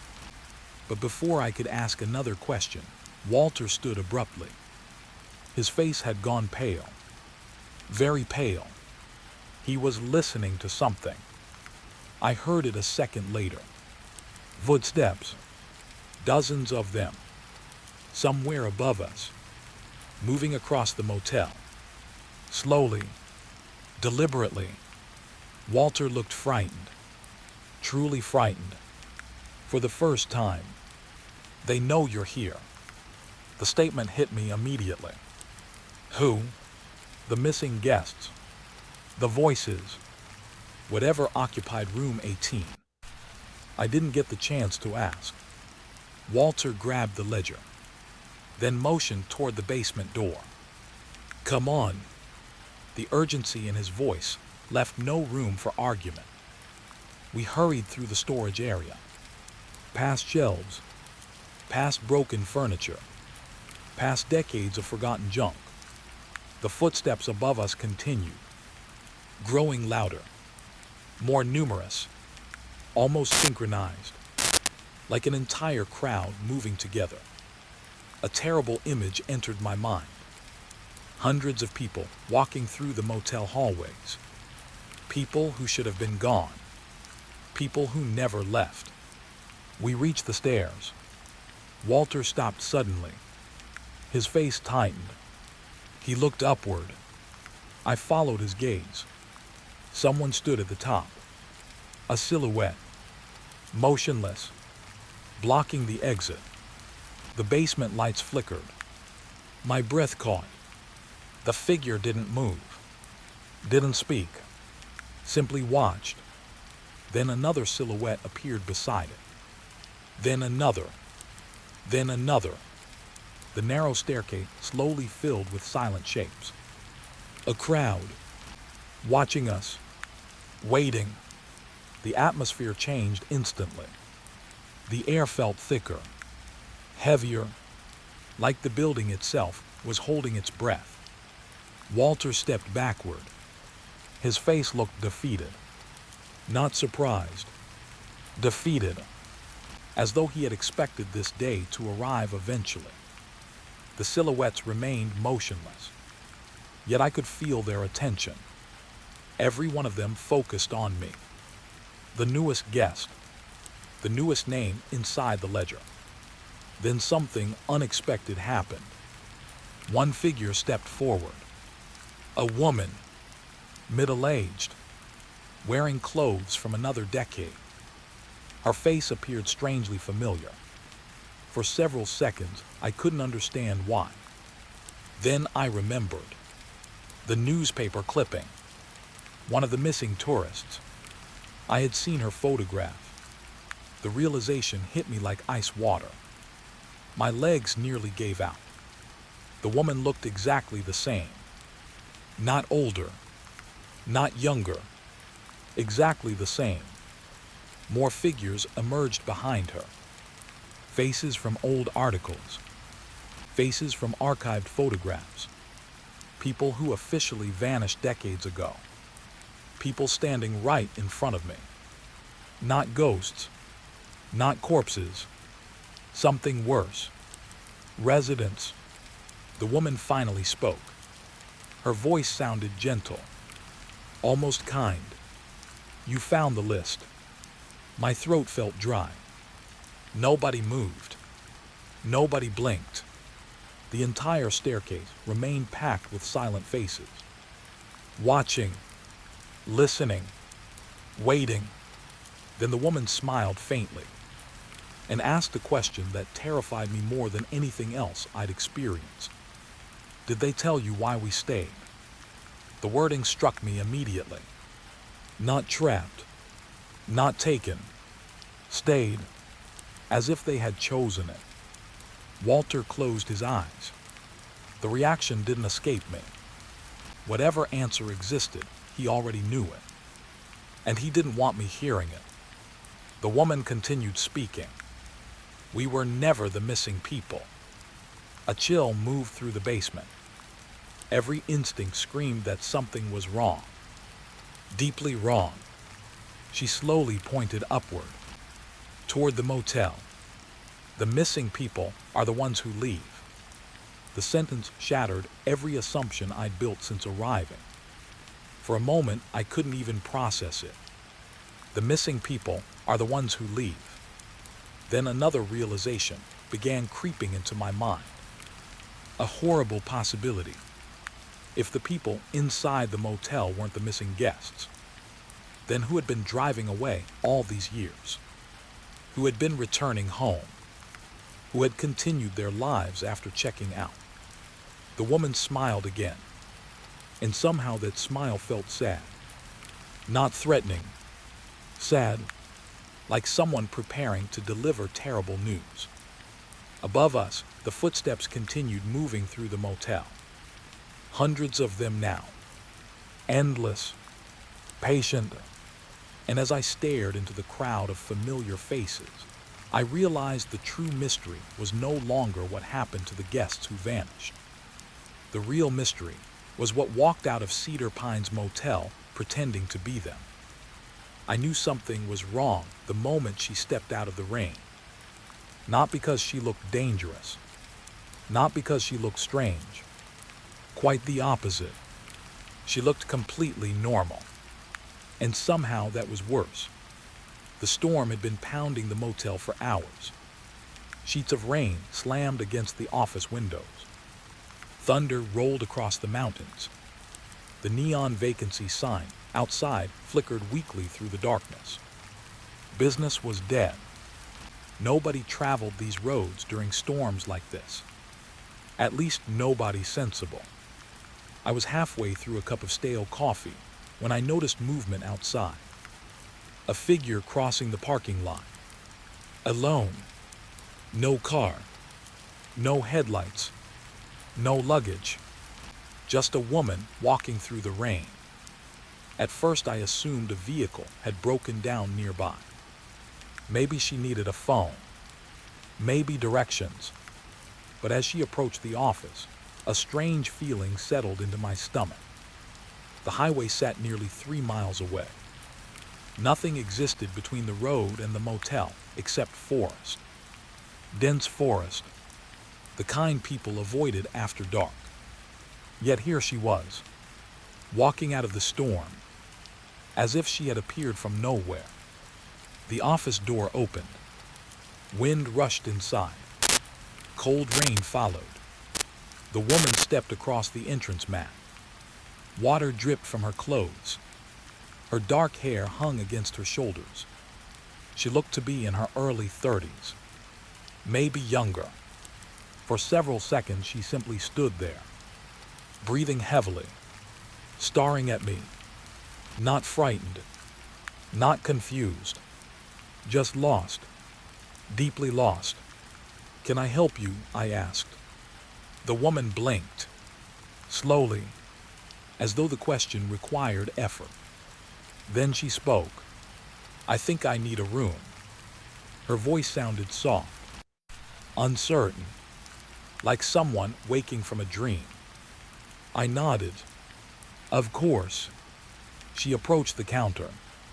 The closer she got, the stranger things felt. Not because of her appearance, because of her expression.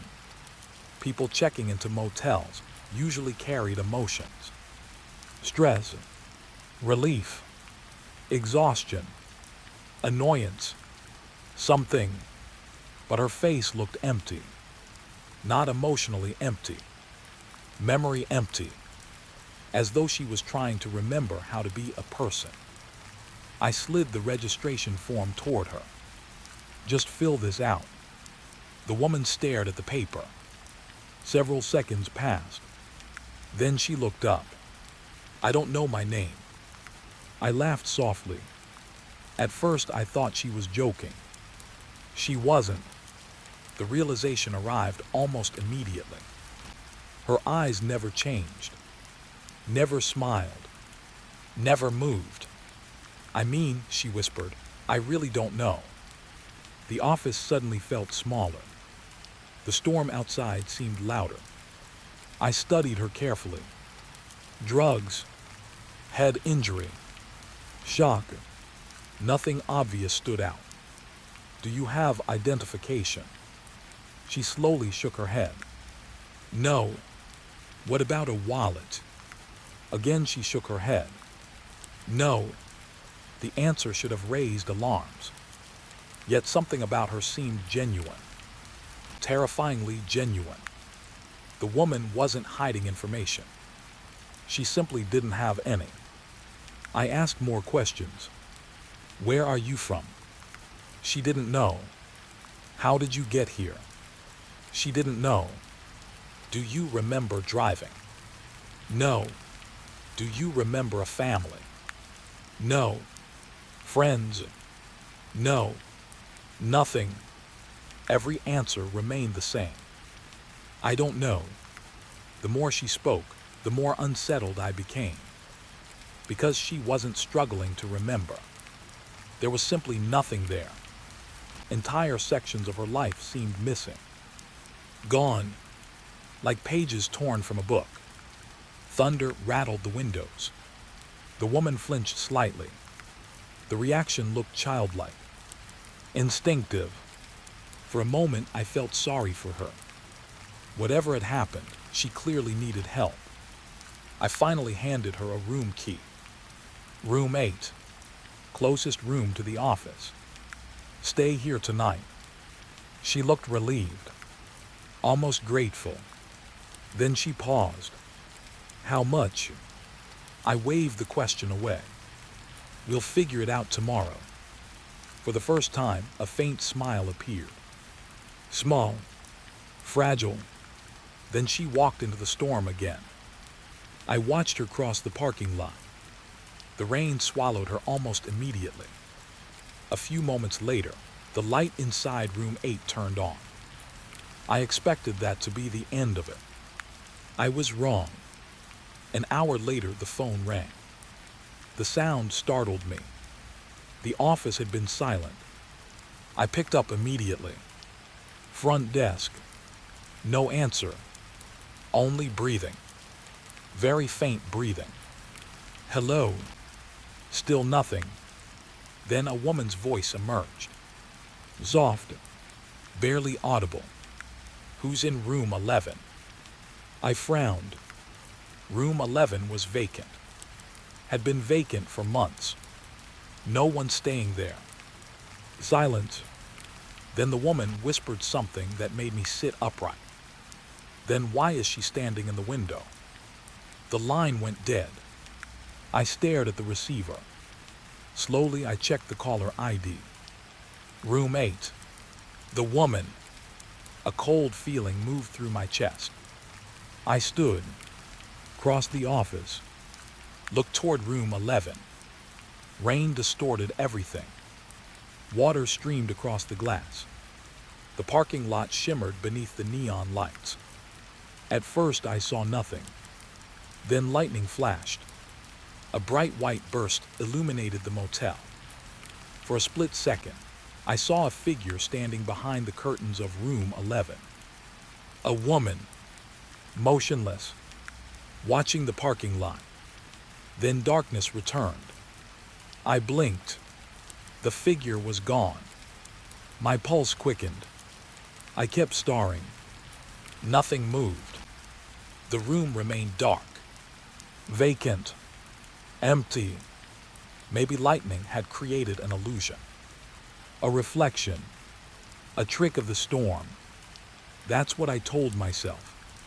Yet the explanation didn't feel convincing. Not after the phone call.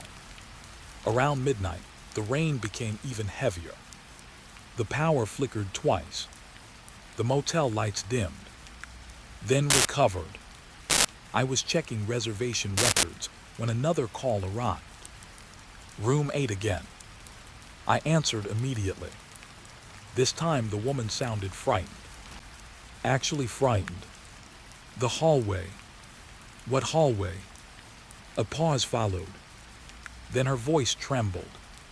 The one outside my room. I frowned. Room 8 opened directly onto the parking lot. There was no hallway. Stay where you are, I said. I'm coming. I grabbed a flashlight and left the office. Rain hammered the pavement. Cold wind pushed against me. Within seconds, my clothes were soaked. I hurried toward room 8. The curtains remained closed. Light glowed beneath the door. Everything appeared normal. I knocked. The woman opened almost instantly. Her face had gone pale. Very pale. Come inside. I entered. The room looked ordinary. Bed, television, small table. Nothing unusual. Then I noticed something. The bathroom door stood open. The woman followed my gaze. Her hands trembled slightly. It was in there. I approached carefully. The bathroom was empty. No one. Nothing. I turned back. What exactly did you see? The answer came immediately. A hallway. The same word again. A chill moved through me. She pointed toward the bathroom mirror. I looked into it. Thunder rumbled outside. The woman swallowed nervously. For a second, the reflection was wrong. I said nothing. She continued. There was a hallway behind me. My pulse quickened. The motel doesn't have hallways. I know. The fear in her voice sounded real. Very real. She looked toward the mirror again, refusing to make eye contact with it. As soon as I turned around, it disappeared. A long silence followed. Eventually, I convinced her everything was fine.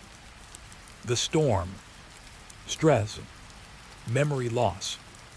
Any number of explanations could account for what happened. At least that's what I claimed. Deep down, I wasn't convinced. Not even slightly. Around 2 in the morning, the power failed completely. Darkness swallowed the property. The storm continued raging.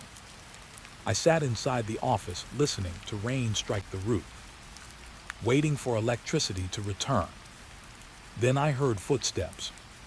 Not outside. Inside. Directly above me. Slow. Measured. Walking across the ceiling. I froze. There was no second floor. The motel office was a single-story building. Always had been. Yet the footsteps continued. Back and forth. Back and forth. As if someone were packing overhead. The sound lasted nearly a minute. Then stopped. Complete silence followed. I stared upward. Unable to move. Unable to think. Then the office phone rang again. The sudden sound nearly made me jump. I answered immediately. The woman's voice came through. Quiet, terrified. I remembered something. My heart began pounding.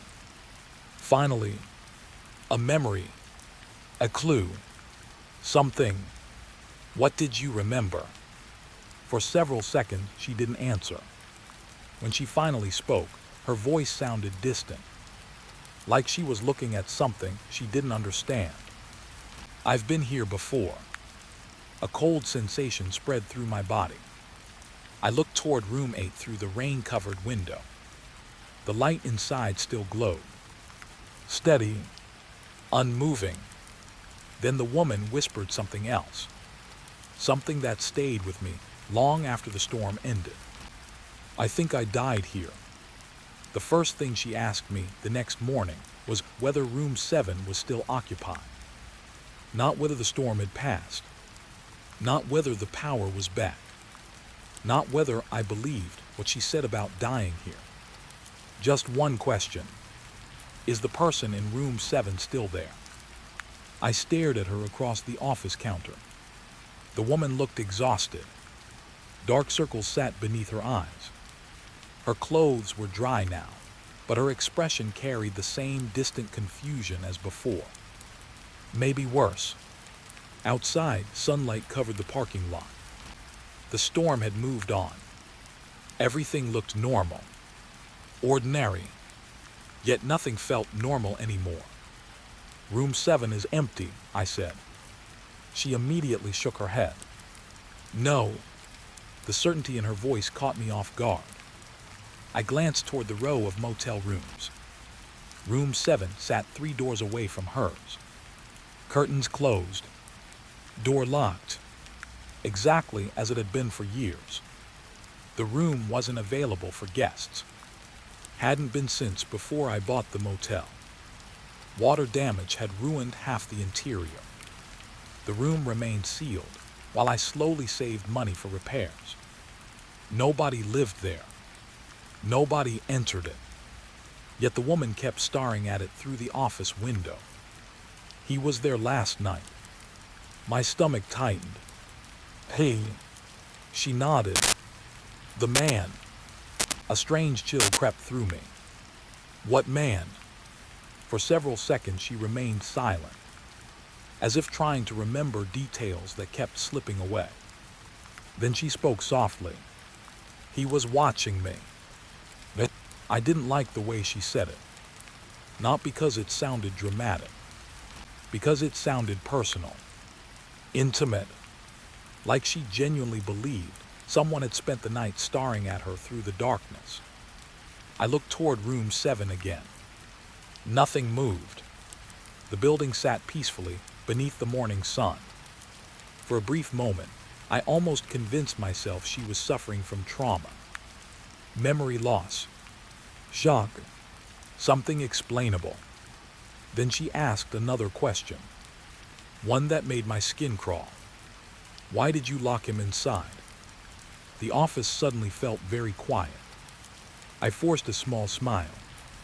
Nobody's inside. Her eyes slowly met mine. You don't know that. The certainty returned, cold and absolute. And for some reason, I couldn't dismiss it. Around noon, I decided to inspect the room myself, partly to reassure her, mostly to reassure myself. The woman watched from outside room 8 as I approached the locked door. The old brass key felt heavy in my hand. I unlocked the deadbolt, pushed the door open. Dust drifted through sunlight. The familiar smell of old wood and mildew greeted me immediately. Nothing unusual, nothing hidden, just an abandoned motel room. The bed remained stripped. Furniture sat beneath white sheets. Wallpaper peeled from corners. The bathroom mirror hung cracked along one edge. I searched every inch. Closet, bathroom, storage compartments, everything. Nobody. No signs of recent activity. No footprints. No luggage. No evidence whatsoever. Relief washed through me. For the first time since the woman arrived, I felt slightly foolish. Maybe exhaustion was affecting both of us. Maybe I was allowing her fears to become my own. I stepped outside and smiled. See, the woman didn't smile back. Instead, she stared directly past me, into the room, at something I couldn't see. The expression on her face changed instantly. Fear, raw fear. My confidence vanished. What is it? She swallowed hard, then whispered, "He's standing behind you." The words hit me like ice water. For a split second, every muscle in my body locked. I didn't turn immediately. Couldn't. A strange instinct told me not to. The silence stretched. Then I forced myself around. The room stood empty, exactly as before. Nobody there. Nothing there. Yet when I looked back at the woman, her face had become completely pale. He was right there. I stepped outside and locked the room again. The conversation ended after that, at least for a while. By evening, I thought things had settled. Then the notes started appearing. The first one showed up beneath the office door. A folded piece of yellow paper. No name. No handwriting I recognized. Just 5 words. She must not enter. I stared at the note, confused, uneasy. The paper looked old, very old. The edges had yellowed with age, as though it had been sitting somewhere for years. I searched the property, found nobody. The woman remained inside room 8. The 2 truckers staying on the opposite side of the motel had been gone all day. No visitors, no strangers, nothing. Yet somehow the note had appeared. That night, another note arrived. This one waited beneath the windshield wiper of my truck. He is still waiting. My pulse quickened. The handwriting matched the first note. Same faded ink. Same aged paper. The messages felt less like warnings and more like fragments of an unfinished conversation. A conversation I wasn't part of. At midnight, the woman knocked on the office door. I immediately noticed something had changed. She looked terrified, not confused, not uncertain, terrified. Without saying a word, she handed me a photograph. I frowned. Where did you get this? Under my pillow. The answer sent a chill through me. The photograph appeared decades old. Black and white. Faded. The motel stood in the background. Much younger. Much newer. Several guests stood outside. Families. Travelers. Children. Ordinary people. Then I noticed someone near the edge of the image. A man standing beside room 7, watching the camera, watching everyone. For reasons I couldn't explain, the sight disturbed me instantly. The figure looked wrong. Not supernatural. Not monstrous. Just wrong. His posture. His expression. Something felt deeply unnatural. The woman pointed at him. That's him. I studied the photo again. The man appeared young. Maybe 30. Dark hair. Thin face. Plain clothes. Nothing remarkable. Yet my eyes kept returning to him, drawn back again and again, like the image wanted attention. The woman looked at me carefully. I know him. You remembered. She nodded slowly. A flicker of hope appeared. Finally, a memory. A real one. What do you remember? Her voice lowered. He was the last person I saw. The office suddenly felt colder. Rain began tapping softly against the windows again. Not another storm, just a light drizzle. Yet the sound immediately brought back memories of the previous night. The woman sat quietly, thinking, fighting for pieces of herself. Then another memory surfaced. I could see it happening. Her expression changed, eyes widening slightly, fear returning. He kept asking me to open a door. I waited. She rubbed her temples, trying to hold onto the memory. He said someone was trapped. Where? Her answer came instantly. Room 7. A silence settled over us. Neither of us spoke, because the implication felt obvious and impossible. Eventually I stood, grabbed my flashlight, the photograph, and the ring of motel keys. The woman noticed immediately. What are you doing? I looked toward the darkness outside, toward the locked room. I'm finding out why everyone's so afraid of room 7. The woman should have stayed behind. Instead, she followed. The drizzle coated the parking lot in silver reflections. Cold air drifted through the property. Everything felt unusually still, as though the motel itself was listening. We reached the room. The old door stood exactly where I'd left it. Locked, silent, harmless, yet my pulse accelerated anyway. The photograph felt heavy inside my pocket. The woman stood beside me, tense, watching, waiting. I unlocked the deadbolt, opened the door. Darkness greeted us. The flashlight beam swept across the room. Dust floated through the air. Furniture remained untouched. Everything appeared exactly the same. Then the woman grabbed my arm. Hard, painfully hard. I turned toward her. Her eyes were fixed on the far wall, the wall opposite the entrance. For a second, I didn't understand. Then I saw it. Words, written directly across the peeling wallpaper. Dozens of them, maybe hundreds, carved, scratched, layered over one another. Every message written by different hands, different years, different people. The flashlight trembled in my grip.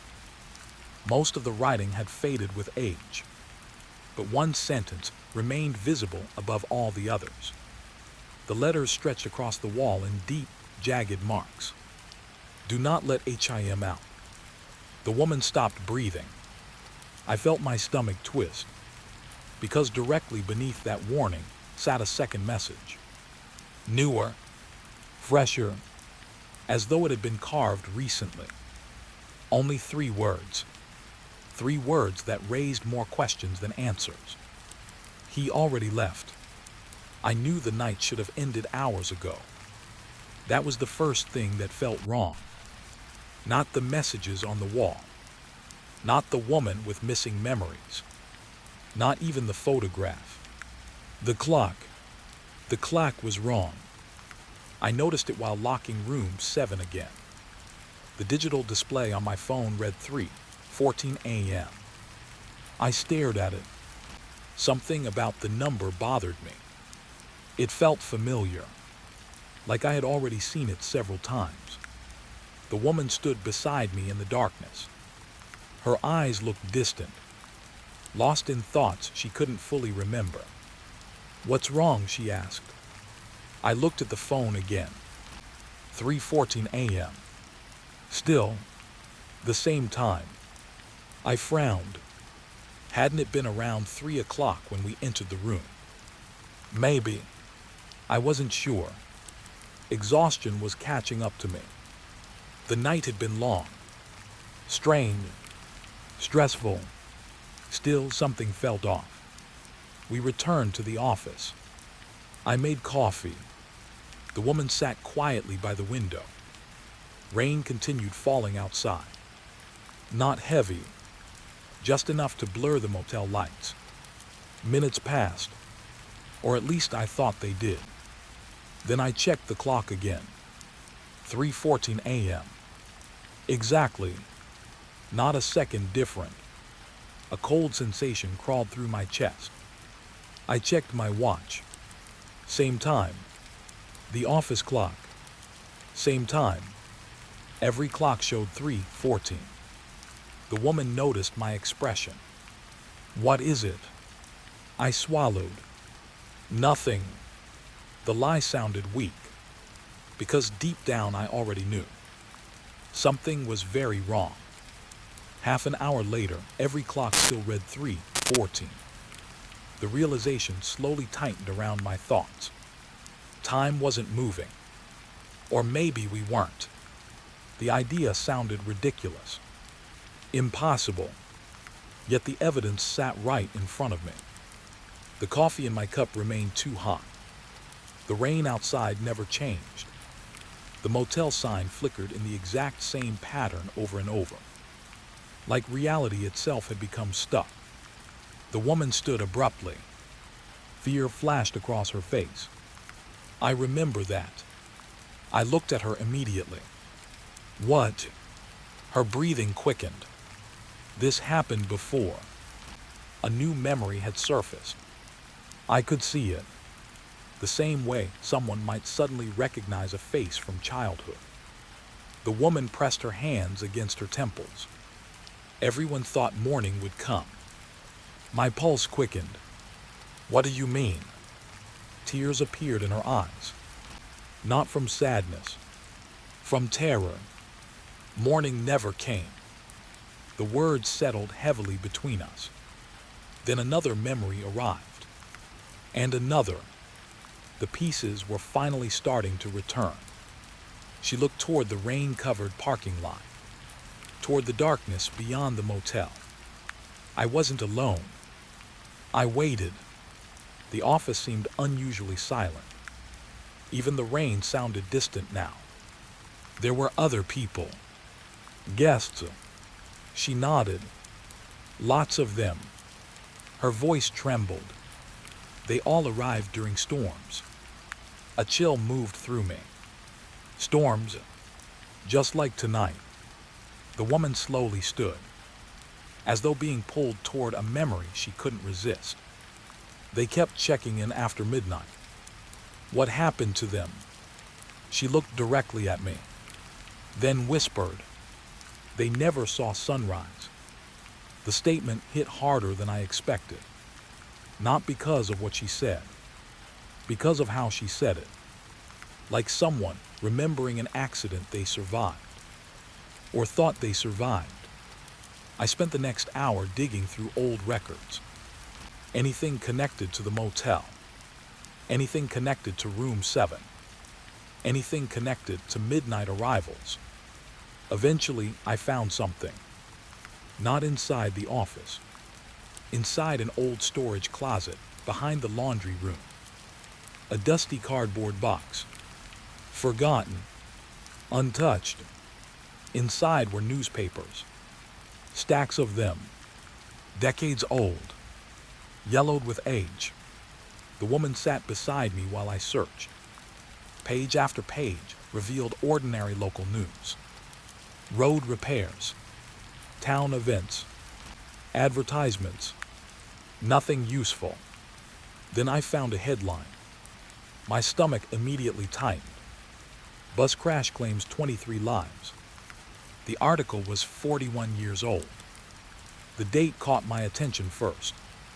October, storm season. The location caught my attention second. 3 miles from the motel. The same stretch of highway that passed through the forest. I kept reading. Heavy rain. Poor visibility. Late night passenger bus.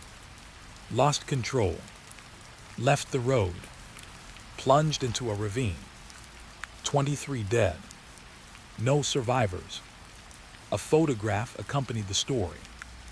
Rescue workers. Emergency vehicles. Wreckage. Then something else. A list of passenger names.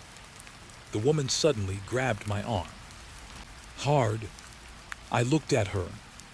Her face had gone completely white. One trembling finger pointed toward the article, toward a specific name. Her name, or at least the name she believed was hers. The memory hit her instantly. I could see it happen. Her eyes widened, breath catching, the room spinning around her. She remembered.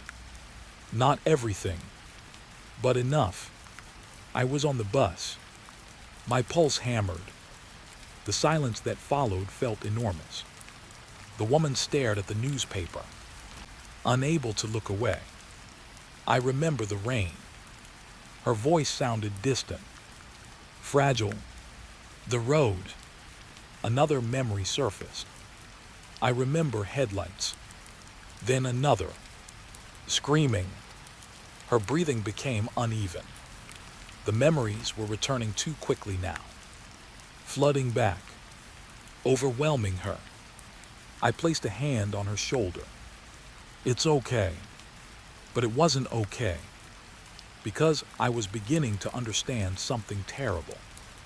The passengers died. All of them. The article confirmed it. No survivors. Yet somehow she had arrived at the motel. Without luggage. Without identification. Without memories. Walking out of the storm. Just like the others. The realization settled into my stomach like ice. She wasn't remembering who she was. She was remembering what happened after she died. Suddenly, a loud crash echoed somewhere outside. Both of us jumped. Not a jump scare. Not sudden terror. Something heavier. A feeling of inevitability. We rushed to the office window. The parking lot stretched before us. Empty. Silent. Then movement appeared near the entrance sign. A person. Walking through the rain. Alone. My breath caught.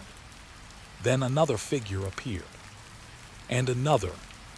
And another. People. Dozens of them. Emerging from the darkness beyond the road. Slowly crossing the parking lot. Their clothes looked soaked. Their faces blank. Lost. Confused.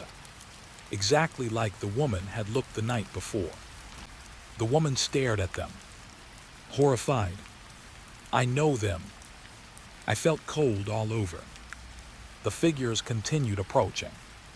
Men. Women. Teenagers. An elderly couple. A young mother holding a little girl's hand. Every one of them looked frightened.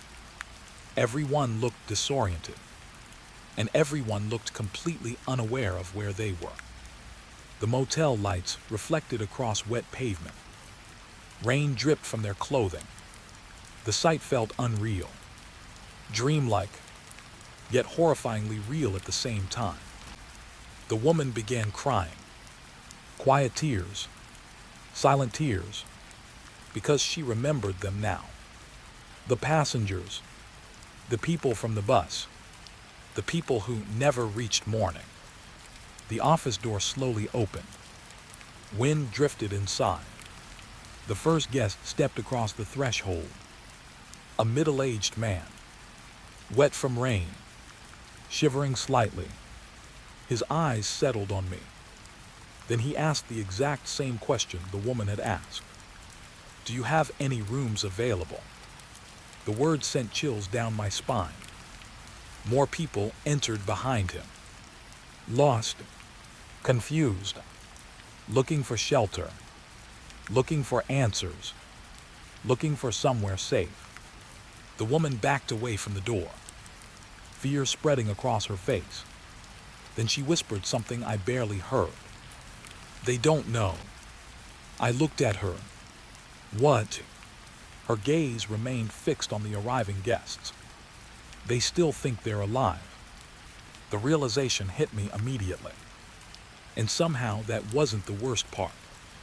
Because as the guests continued entering the office, I noticed something else. Something much more disturbing. One man stood among them, watching silently, not confused, not frightened, watching. The same man from the photograph. The same man connected to room 7. The same man everyone feared. He stood near the back of the crowd, smiling faintly, patiently, as though he had been waiting for this moment, waiting for the passengers to arrive, waiting for the woman to remember, waiting for me to understand. Then his eyes met mine, and for the first time all night, the clocks finally changed. The digital display clicked forward. 3:15 a.m. 1 minute later, after hours trapped in darkness, the man smiled wider, and somehow I knew exactly what that meant. The night had started moving again, and whatever happened next was something even he couldn't stop. The third time I passed the motel, I nearly drove my truck into a ditch. Not because the road was dangerous, not because I was tired, because I had already passed that exact motel twice, in opposite directions, and that shouldn't have been possible. I remember gripping the steering wheel tighter, staring through the windshield, trying to make sense of what I was seeing. The neon sign stood beside the highway. Half the letters were burned out. Only a few remained glowing through the darkness. Vacancy. The same broken sign. The same gravel parking lot. The same row of motel rooms. The same flickering office light. Everything exactly the same. And somehow I was looking at it again. I checked my mirrors, checked the GPS, checked the highway markers. Nothing made sense. Because 20 minutes earlier, I had been driving north. Now I was driving south. Yet there it was, waiting beside Highway 44. The exact same motel. At first I blamed exhaustion. Long-haul trucking does that to you. After enough overnight runs, your brain starts playing tricks. Road hypnosis, fatigue, the endless darkness. I had experienced strange things before. Most truckers have. But this felt different. This felt real. I kept driving, told myself not to think about it. Eventually sunrise arrived. The motel disappeared behind me. And for a while I forgot about it. Then it happened again. 3 nights later. Same route. Same highway. Different cargo. Around 2 in the morning, the motel appeared beside the road. The broken sign. The office light. The empty parking lot. Exactly as before. A strange feeling settled into my stomach. I glanced at the clock. 2:17 a.m.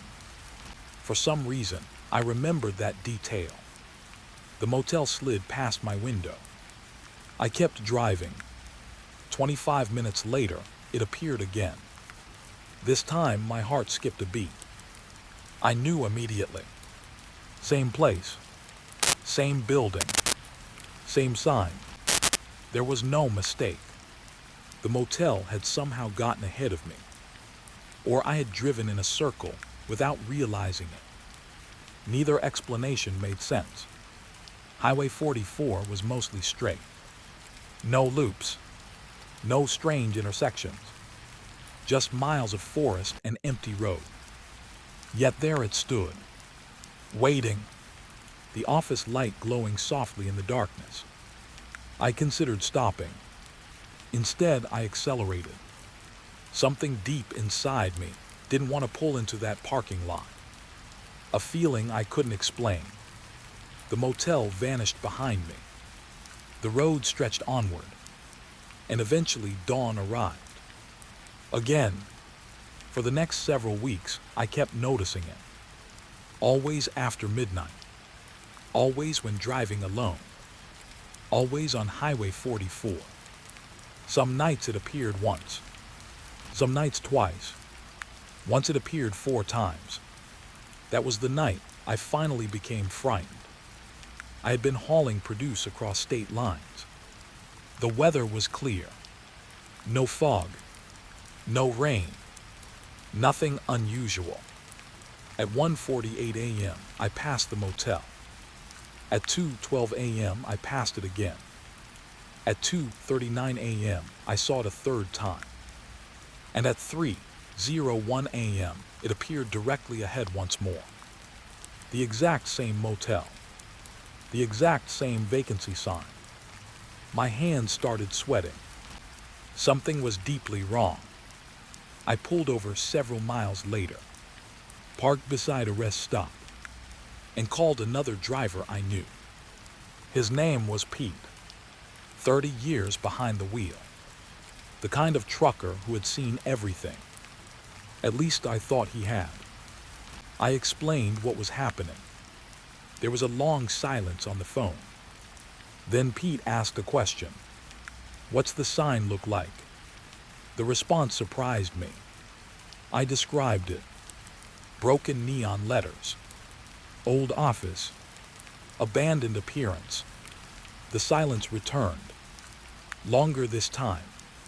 Then Pete quietly said something that made my skin crawl. "Don't stop there." I laughed nervously. "What?" "Don't stop." His voice sounded serious. Dead serious. I sat upright. "You know the place." Another pause. Then Pete sighed. "Everybody knows the place." The words settled heavily in my chest. Everybody knows the place. I wanted answers immediately. Instead, Pete changed the subject. Refused to elaborate. The conversation ended minutes later. But now I knew something important. I wasn't imagining it. Other drivers had seen the motel too. The realization should have comforted me. It didn't. A week later, I visited a truck stop diner outside Carson Ridge. A place where drivers traded stories. Most conversations involved weather, road conditions, engine problems, the usual stuff. That night I brought up Highway 44.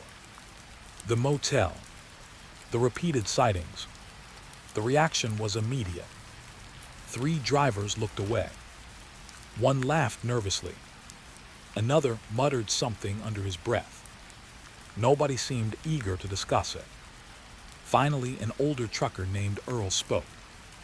"You see it more than once." I nodded. Earl slowly stirred his coffee. "Then it's noticed you." The diner suddenly felt quieter. I frowned. "What does that mean?" Earl didn't answer immediately. His eyes remained fixed on his coffee cup. Eventually he spoke. "Every driver gets one strange road." I waited. He continued. "Most never find out why." The answer frustrated me.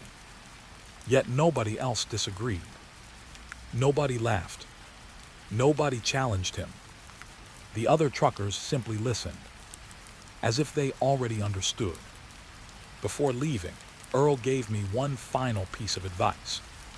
If you ever stop there, his voice lowered, don't check into a room. Then he stood and walked away. I spent the next month trying to ignore the motel. I focused on work, focused on deliveries, focused on anything else. It didn't help, because the sightings became more frequent and stranger. One night I noticed something new. Cars. The parking lot contained vehicles now. Lots of them. Sedans, pickup trucks, old station wagons, even a motorcycle. The motel looked busy, occupied, alive, yet something felt wrong.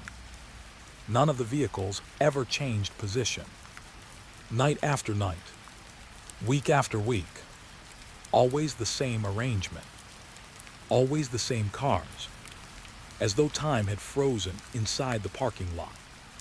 That detail bothered me more than anything else. Eventually, curiosity won. It always does. The decision happened on a rainy Thursday night. The road was empty, the sky black.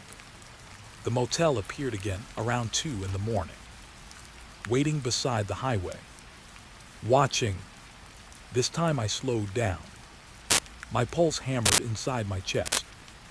Every instinct warned me to keep driving. Instead, I turned into the parking lot. The tires crunched across gravel. Rain tapped softly against the windshield. The motel looked older up close. Much older. The office light glowed warmly through the darkness. Inviting, comforting, normal. Yet nothing about the place felt normal. I parked near the entrance, killed the engine. Silence settled around me. The kind of silence that makes you notice your own heartbeat.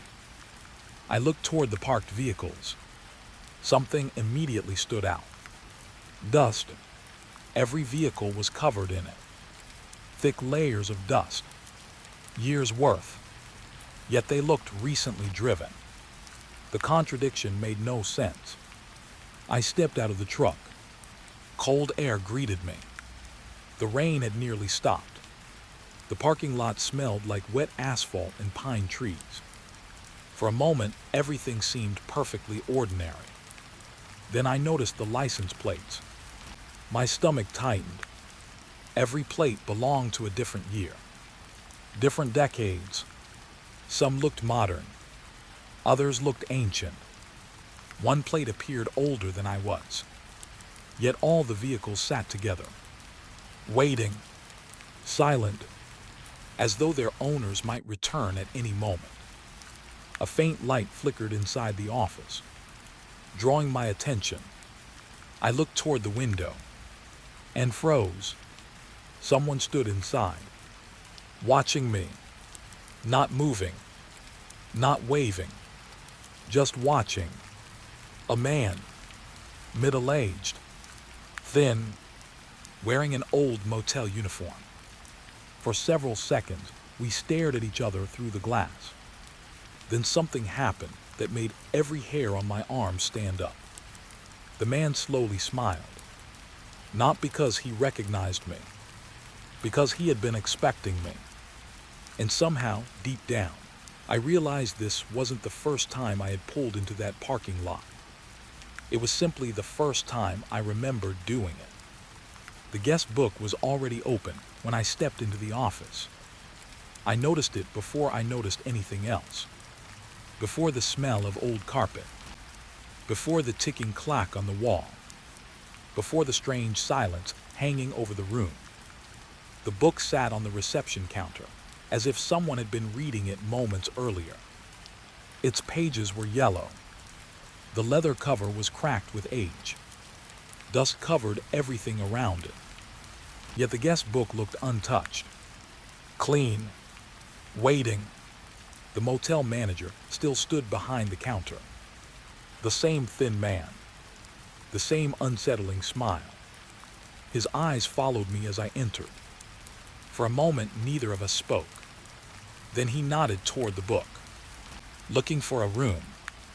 His voice sounded calm, friendly even, but something underneath it felt wrong. Like an actor repeating lines he had spoken too many times. I glanced toward the book, then back at him. Maybe. The smile widened. Take your time. Something about those words made my stomach tighten. Take your time. As if time mattered here. As if there was nowhere else to be. The manager disappeared through a doorway behind the desk, leaving me alone, or at least appearing to. The office suddenly felt colder. The fluorescent lights buzzed softly overhead. Outside, rain tapped against the windows. I approached the guest book. At first, I only meant to glance at it. Curiosity. Nothing more. But the moment I looked down, everything changed. The names. I recognized one immediately. My hand froze above the page. No, that wasn't possible. I leaned closer. The handwriting was faded. Old, yet unmistakable. Daniel Harper. I hadn't seen that name in almost 15 years. Daniel had been my first driving partner. A good guy. Funny. Reliable. The kind of person everybody liked. He died in a highway accident during a snowstorm. I attended his funeral. I remembered standing beside his family. Remembered the closed casket. Remembered the grief. Yet there was his name, written neatly across the motel register.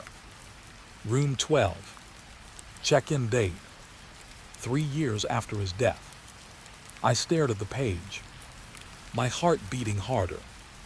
The office suddenly felt smaller. Maybe it was another Daniel Harper. A common name. Possible. Reasonable. Then I saw the signature. The exact way he wrote the letter D. The same looping stroke. The same style. My mouth went dry. It was him. Somehow. Impossible. But him. I slowly turned the page. More names appeared. Hundreds of entries. Years of guests. Most meant nothing to me. Until another one stopped me cold. Margaret Willis. I knew that name too. Everyone in my hometown knew it. She disappeared when I was a teenager. A missing persons case that lasted years.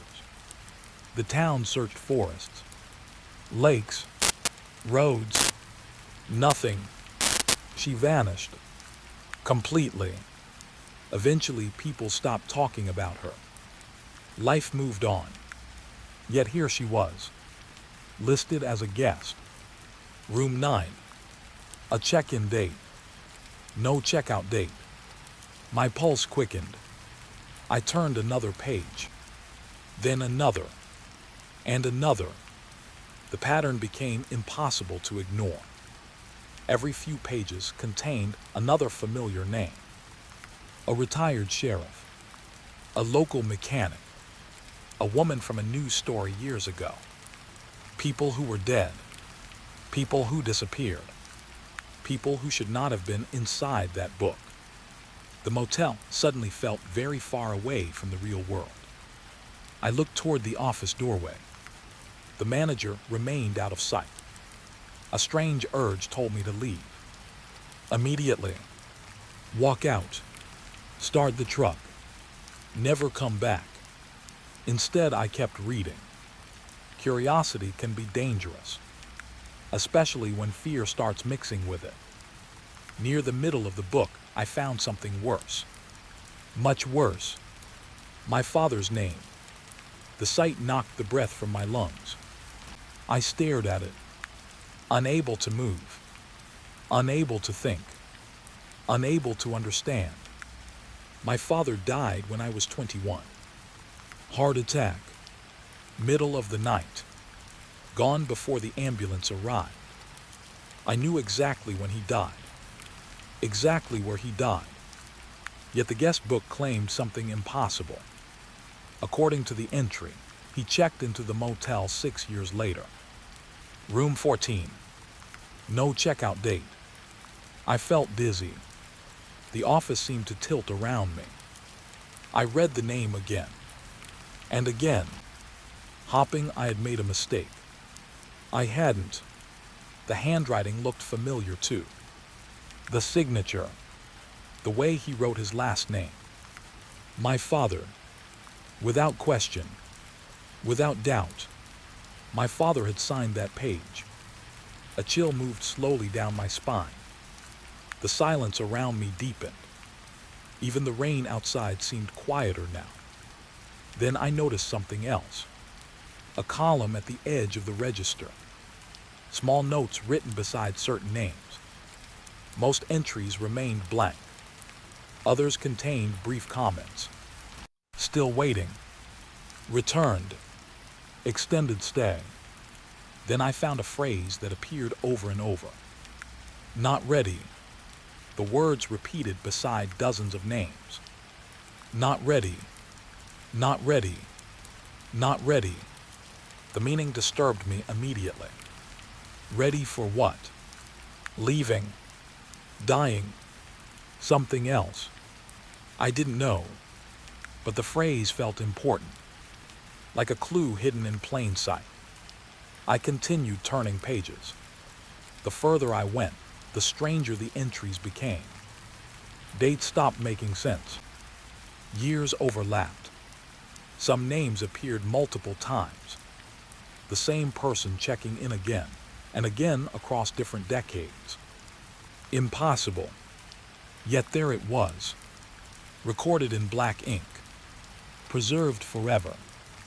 Then I reached the final pages. My hands froze. Because one of the names belonged to me. For several seconds I simply stared. Unable to breathe. Unable to process what I was seeing. My name. My signature. My handwriting. Room 8. Check-in date. Next week. The blood drained from my face. I read it again. Next week. Not last week. Not yesterday. Next week. The entry hadn't happened yet. At least it shouldn't have. Yet the signature was mine. Perfectly mine. Every letter. Every curve. Every detail. My hands began trembling. A wave of panic rolled through me. I slammed the book shut. The sound echoed through the office. Silence followed. Heavy silence. The kind that feels alive. Slowly, very slowly, I looked up. The manager stood across the room, watching me. I had never seen him return. One moment he was gone. The next he was standing there, smiling. My heart hammered. Who are you? The question escaped before I could stop it. The manager tilted his head slightly, as though considering the answer. Then he spoke. I work here. The response felt wrong. Incomplete. I took a step backward. What's this place? The smile never changed. Outside, thunder rumbled across the distant sky. The office lights flickered. Just once, then steadied again. The manager glanced toward the guest book, then back at me. People stop here when they're lost. The answer only made things worse. Lost. The word carried weight. A meaning beyond directions. Beyond highways. Beyond maps. I could feel it. The manager stepped closer. Not threatening. Not aggressive. Somehow that made it worse. I think you should get some rest. My pulse surged. Every instinct screamed at me to leave. Now. Immediately. Yet another feeling fought against it. A strange pull. a strange familiarity, as though part of me already belonged there, as though I had been there before. The realization terrified me. I backed toward the door. The manager didn't stop me, didn't move, didn't react. He simply watched, smiling, patient, certain. I reached the entrance. Cold night air slipped through the opening door. Relief washed over me. Brief, temporary, because as I stepped outside, I noticed something new. The parking lot wasn't empty anymore. Several people stood among the parked vehicles. Silent figures, motionless, watching. A woman beside an old sedan. A man near a motorcycle. An elderly couple standing beneath a flickering light. At first they looked like ordinary guests. Then I recognized one of them. Daniel Harper, my old driving partner. The man who died 15 years ago. He stood beside a pickup truck, exactly as I remembered him. Same face, same jacket, same calm expression. My breath caught. Daniel slowly raised one hand, not waving, not greeting me, pointing toward one of the motel rooms. Room 8, the room listed beside my name in the guest book. A light glowed behind its curtains, soft and warm, waiting, and for reasons I couldn't explain, I felt absolutely certain someone was already inside. Before I reached room 8, I changed my mind. Not because I stopped being curious, because I became afraid of what I might find inside. The light behind the curtain still glowed softly. Waiting. The dead man in the parking lot still pointed toward it. Waiting. Everything about the motel felt like a trap. Not the kind that snaps shut. The kind that quietly invites you forward. One step at a time, until you no longer remember where you started. I turned away from the room. Daniel Harper didn't stop me. Neither did the other silent figures scattered across the parking lot. They simply watched. Their faces carried the same expression. Not anger, not sadness, something closer to concern, as if they already knew what would happen next. I hurried toward my truck. The sight of it brought immediate relief. A familiar shape, a piece of the real world. My truck represented schedules, deliveries, highways, everything normal, everything real. I climbed inside and locked the door. My hands trembled slightly as I started the engine.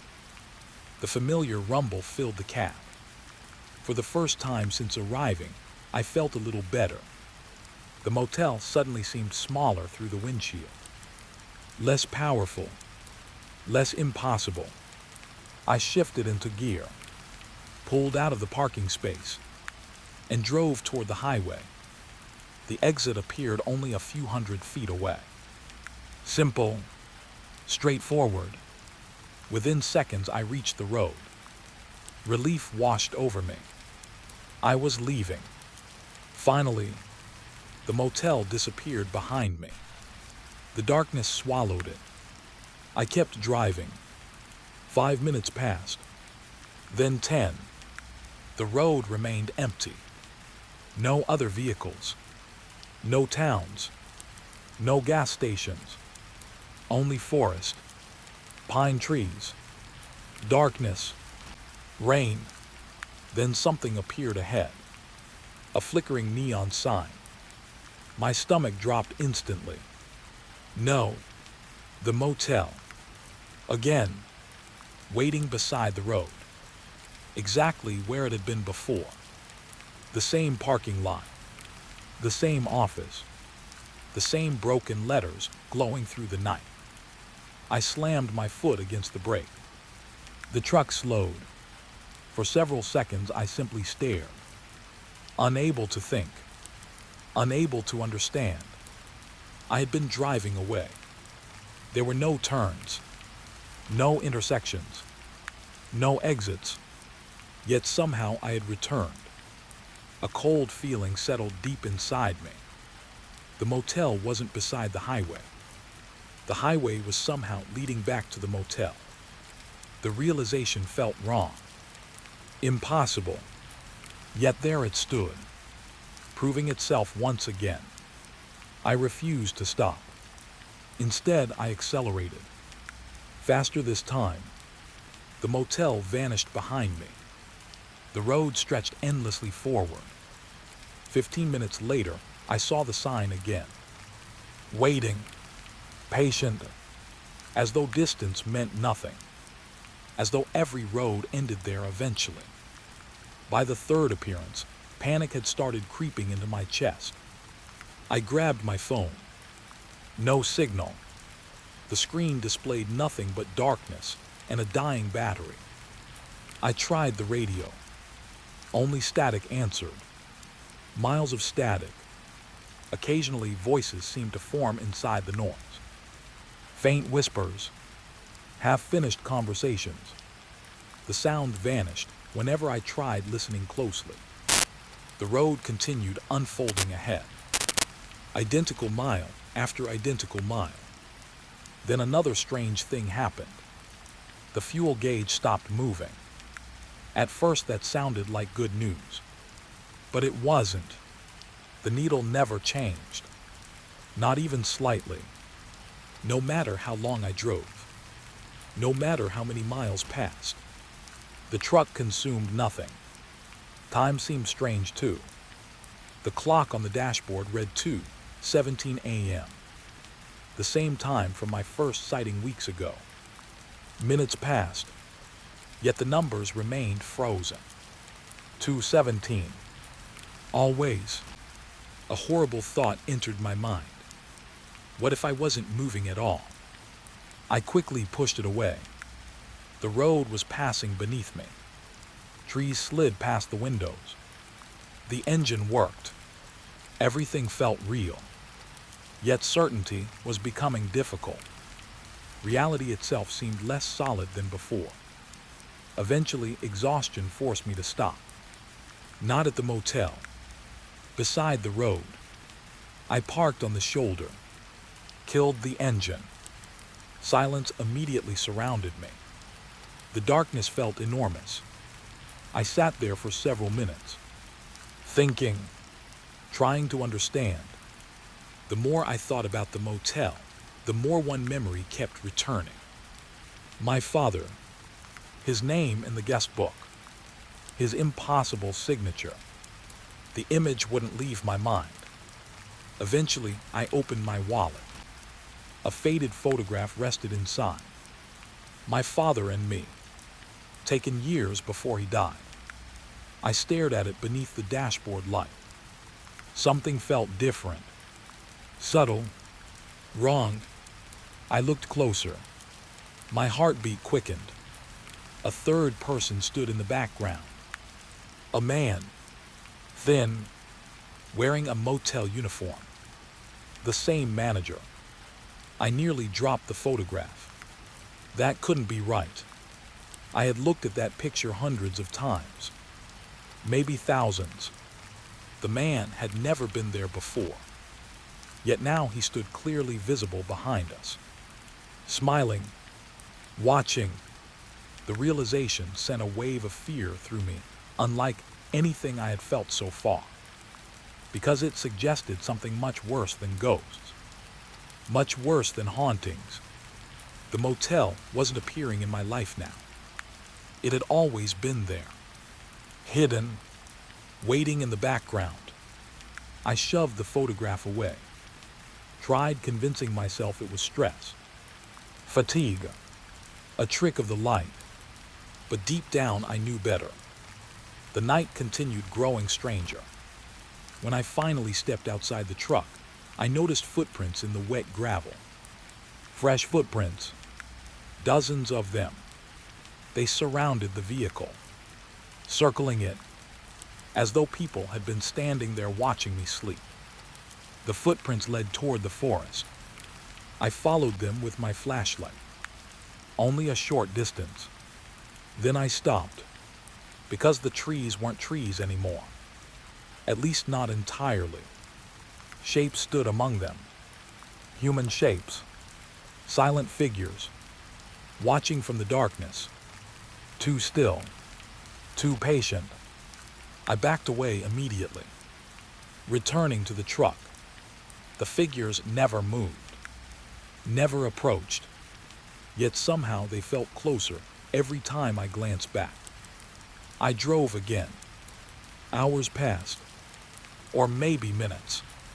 Time no longer felt trustworthy. Eventually, I stopped looking at the clock. Stopped looking at mile markers. Nothing remained consistent. The only constant was the motel. Always appearing. Always waiting. At some point, I realized another unsettling detail. The people in the parking lot weren't strangers anymore. I recognized more of them each time. Old teachers, neighbors, friends, people from different periods of my life. Some dead, some alive, some I hadn't seen in decades. Each appearance added another familiar face, as though the motel was slowly collecting memories, or revealing them. I wasn't sure which possibility frightened me more. Near what felt like dawn, though the sky remained black, I returned to the motel once again. This time I parked voluntarily. The resistance inside me was fatting. Not because I trusted the place, because I needed answers. I stepped from the truck. The rain had stopped completely. The parking lot stretched farther than before. Much farther. At first, I thought I was imagining it. Then I walked, and kept walking, and kept walking. The rows of parked vehicles continued endlessly. Hundreds, thousands, cars from different decades, different states, different eras. Some looked brand new. Others looked ancient, all resting beneath the same dark sky. I turned around. The motel had become distant, tiny, like a building viewed across a desert. The parking lot should not have been large enough, yet it stretched beyond sight. My flashlight barely illuminated the nearest rows. Everything beyond faded into darkness. I felt very small standing there, very alone. Then a voice spoke nearby. "You're starting to understand." I spun around.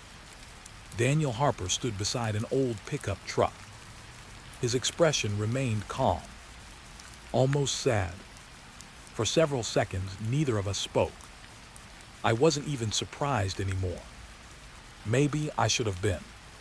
But the motel had already broken every rule I understood. "Understand what?" I finally asked. Daniel looked across the endless parking lot, at the countless vehicles, the countless lives, the countless stories frozen in place. Then he answered quietly, "This isn't a place." The words settled heavily between us. A chill moved through my body. "What is it?" Daniel's gaze shifted toward the motel far away in the darkness. His expression grew distant, thoughtful, almost fearful. Then he spoke the last thing I expected. "It's where people go when they can't let go."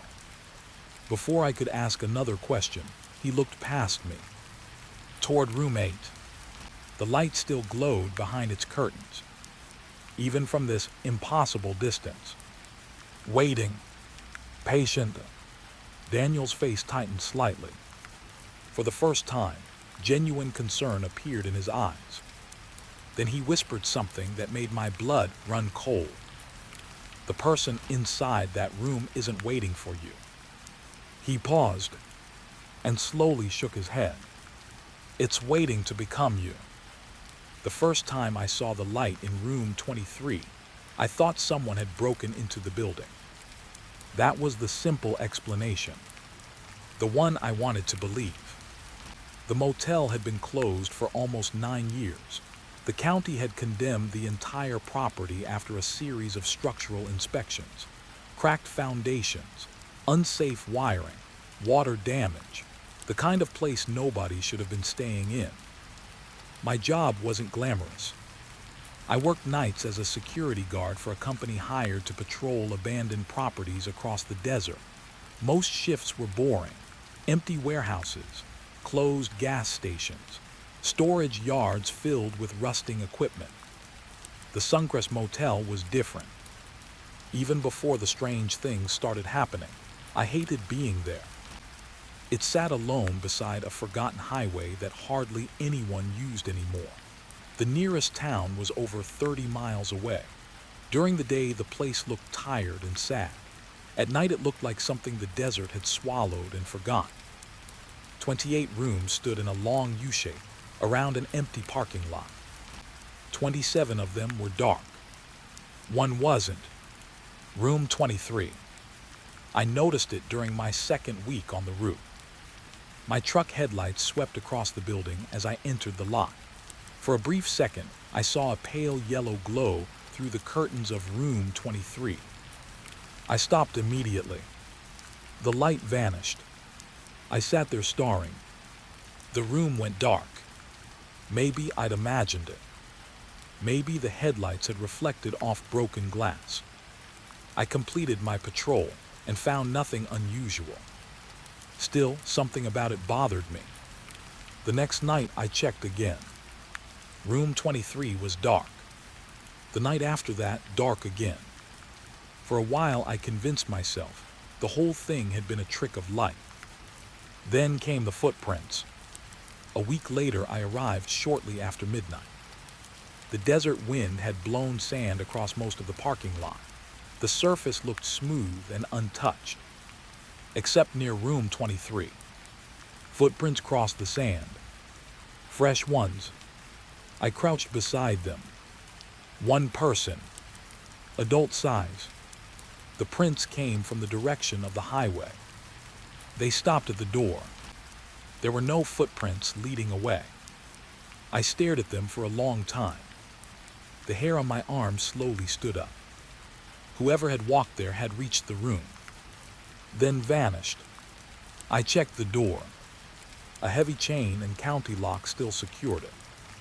No signs of tampering. No broken windows. No forced entry.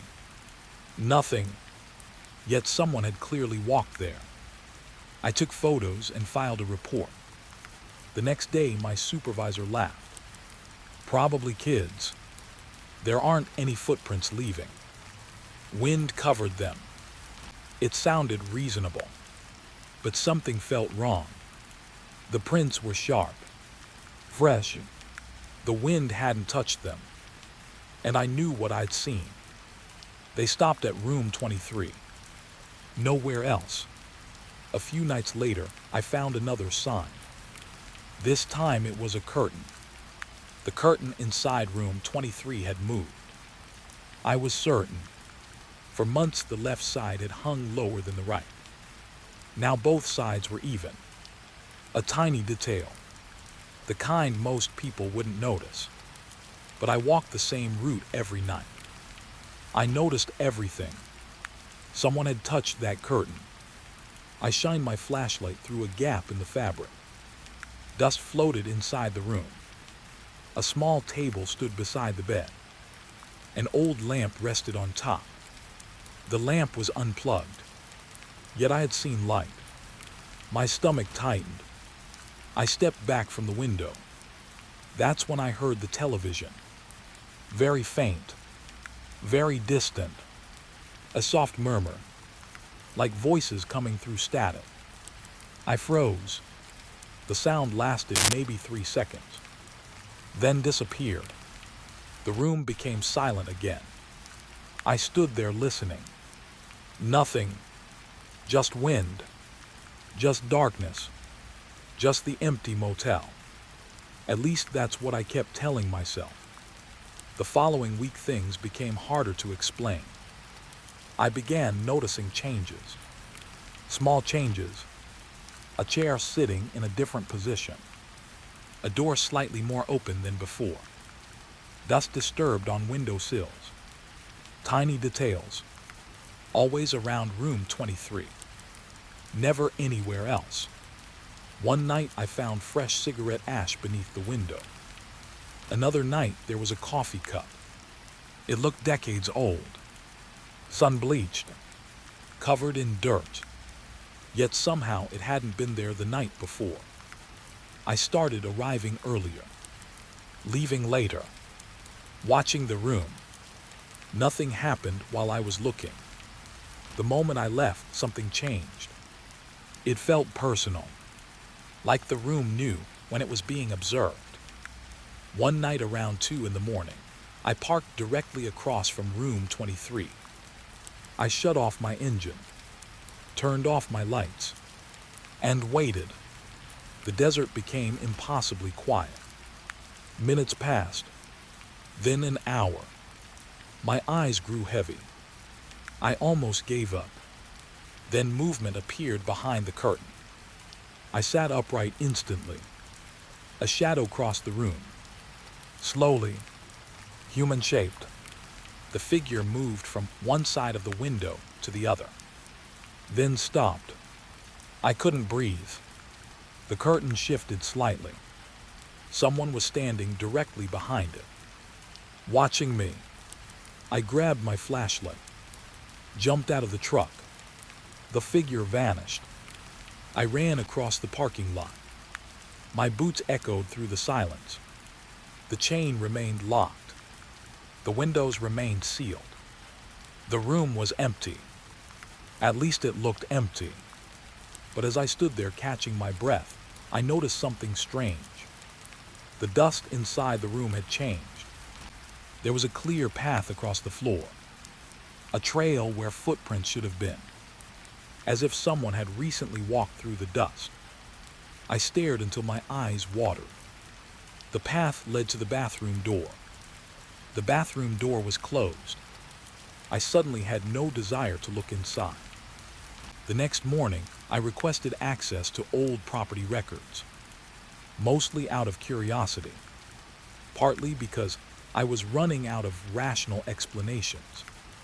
The county archives weren't very helpful. Most documents focused on inspections and ownership disputes.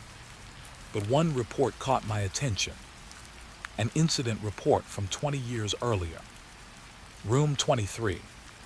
The report was short. A guest had disappeared. No signs of violence. No witnesses. No luggage left behind. The room had been found empty.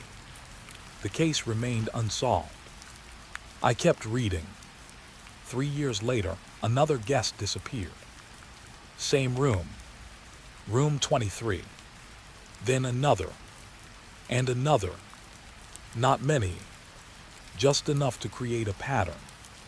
4 disappearances over 15 years. Everyone connected to the same room. Everyone unexplained. I felt cold despite the desert heat. The motel eventually closed after business collapsed. But room 23 had a history long before that. A history nobody talked about. That night I returned with a feeling I couldn't shake. The parking lot seemed darker than usual. The building looked larger somehow, like it was waiting. As I walked my patrol route, I noticed something hanging on the door of room 23. A key. An old motel key. Brass tag. Black numbers. My mouth went dry. The county lock remained in place. The chain remained secured. Yet someone had hung the key there. I looked around. Nothing moved. Nothing made a sound. The entire property seemed frozen. Slowly, I reached for the key. The metal felt warm. Not hot from the sun. Warm like it had been resting in someone's hand moments earlier. I dropped it immediately. My heart hammered. There was nobody there.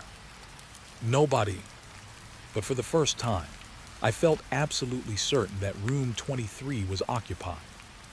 Not by squatters, not by vandals, not by anything I could explain. I backed away and returned to my truck. For nearly an hour I sat there staring at the room. Eventually, the fear settled enough for me to start the engine. I was about to leave when something appeared in the window. A face, just for a second, pale, expressionless, standing behind the curtain, watching.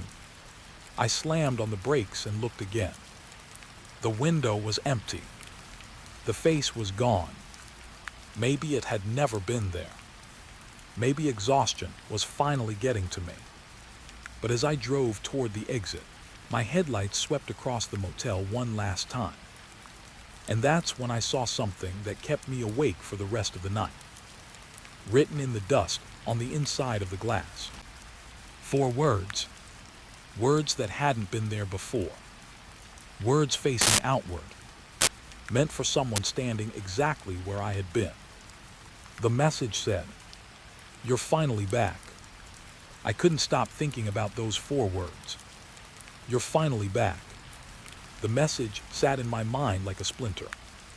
I barely slept after that shift. Every time I closed my eyes, I saw the dusty motel window.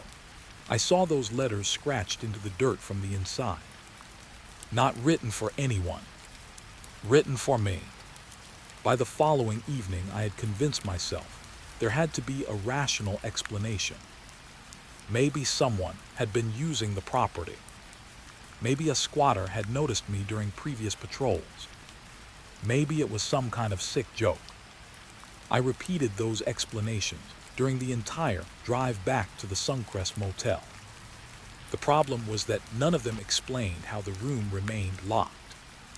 None of them explained the footprints.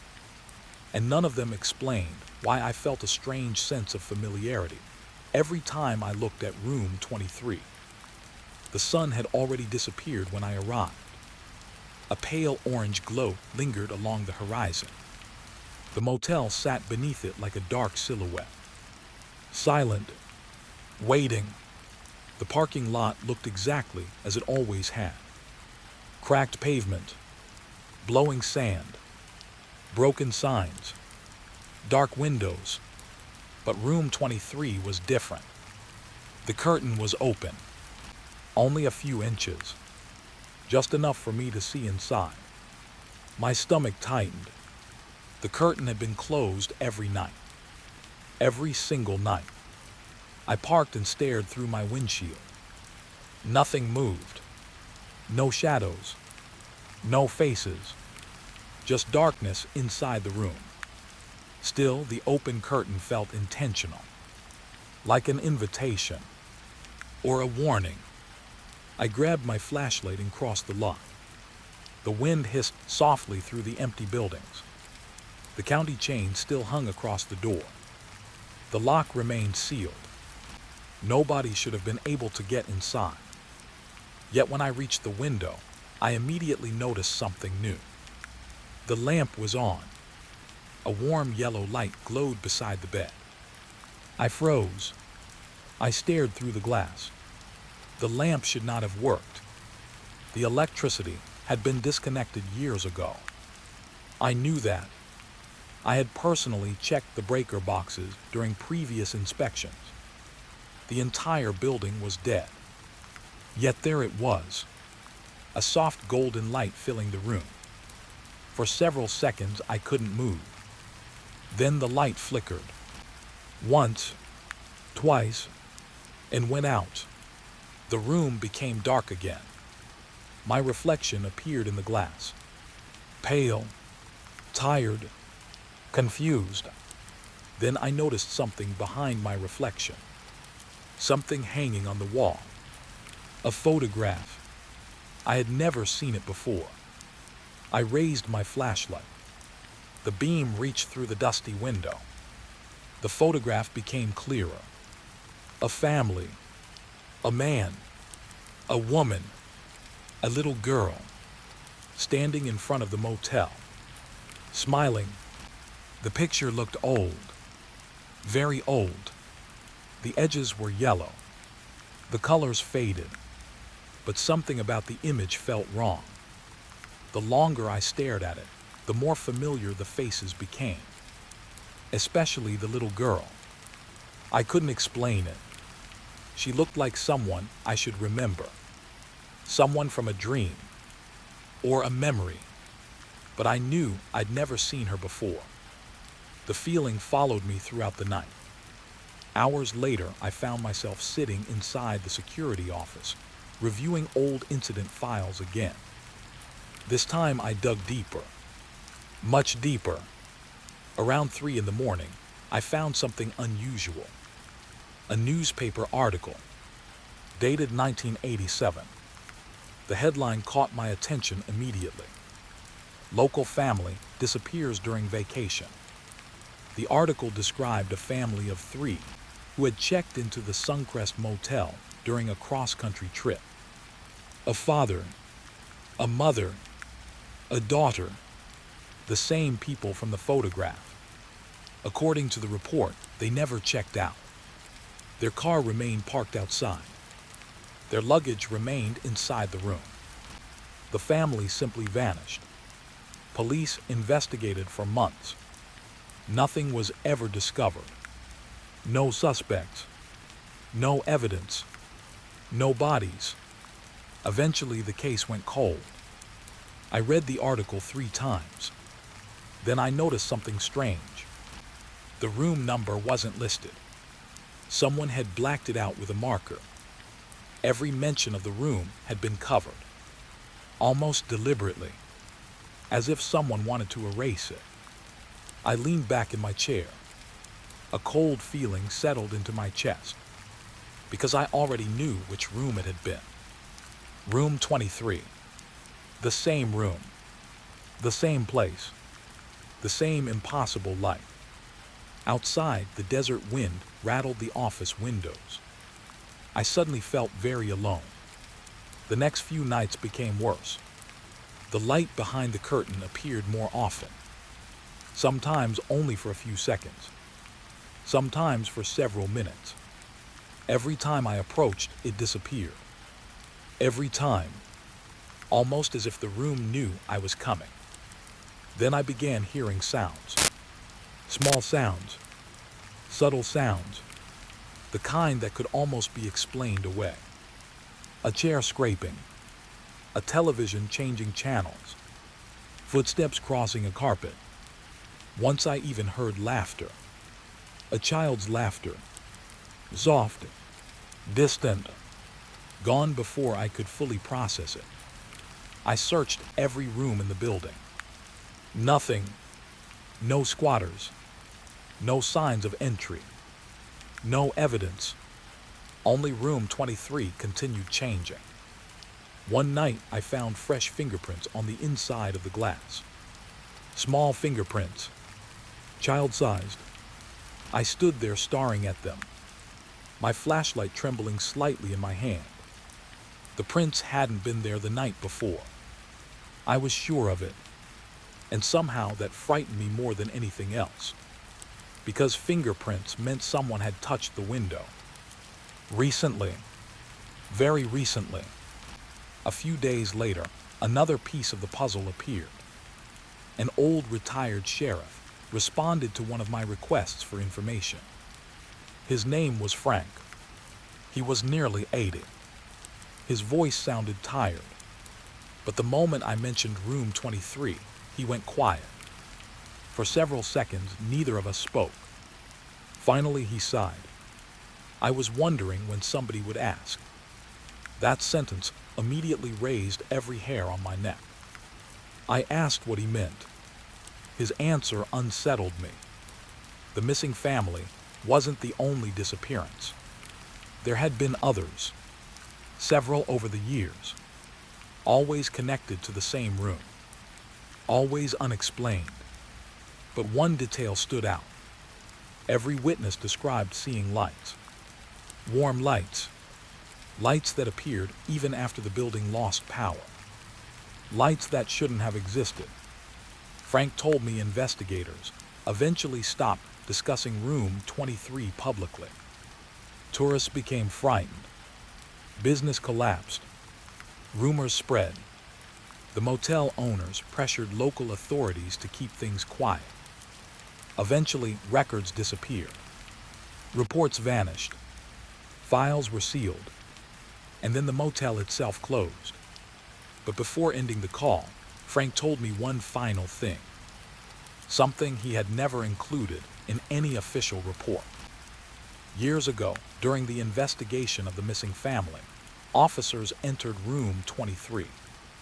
They found the room empty, except for one photograph. The same family portrait I had seen through the window. Only according to Frank, the photograph was impossible, because every time investigators removed it, it came back, again and again. The same picture, the same smiling family, appearing on the same wall, no matter what they did. I didn't know what to say. The call ended shortly after that. For a long time, I simply sat there, listening to silence, trying to convince myself none of this was real. Then my radio crackled. I nearly jumped. Static filled the speaker. Then a voice, very faint, almost impossible to hear. A little girl. Mom. The transmission dissolved into static. Then silence. I stared at the radio. My heart pounded. Nobody should have been broadcasting nearby. The frequency was private. The voice had sounded frightened, lost, searching. The next night, I returned to room 23 earlier than usual. The sky was cloudy. The desert felt colder. The motel seemed darker. I walked directly to the window. The curtain was fully open now. For the first time, I could see the entire room. And what I saw made my blood run cold. The room no longer looked abandoned. The dust was gone. The bed was neatly made. Fresh towels hung in the bathroom doorway. A suitcase rested beside the dresser. The lamp glowed warmly. Everything looked occupied, lived in, preserved, as if no time had passed inside. I stood frozen, unable to look away. Then I noticed movement. A figure sitting on the edge of the bed. A woman. Her back faced the window. She appeared completely still. Not transparent. Not ghostly. Perfectly real. The lamp illuminated her hair. The curve of her shoulders. The folds of her dress. I couldn't breathe. Slowly, very slowly, she turned her head. Not fully, just enough, as though she sensed someone watching. I stepped backward immediately. Fear surged through me. When I looked again, the room was empty. Dust covered everything once more. The bed had collapsed. The suitcase was gone. The light had vanished. Only darkness remained. I stood there shaking. My flashlight beam moved across the window, then stopped, because something new had appeared. Words, more words written in the dust. Different from before. Much longer. I stepped closer. The handwriting looked rushed, desperate, as though someone had written it moments before disappearing. I read the message slowly. We never left. The wind suddenly rose around the motel. Sand swept across the parking lot. Dark clouds moved across the moon. And for the first time, I began to understand something terrifying. Room 23 wasn't haunted by its occupants. It was keeping them. Somehow, somewhere beyond the glass. Preserved exactly as they had been on the night they vanished. And if that was true, then I still didn't know why the room believed I had come back. Or why every night the little girl's face was starting to look more familiar. As I walked back toward my truck, I glanced over my shoulder one final time. The curtain had closed itself again, but just before it sealed completely, I saw three silhouettes standing together behind the glass, watching me leave, waiting for me to return.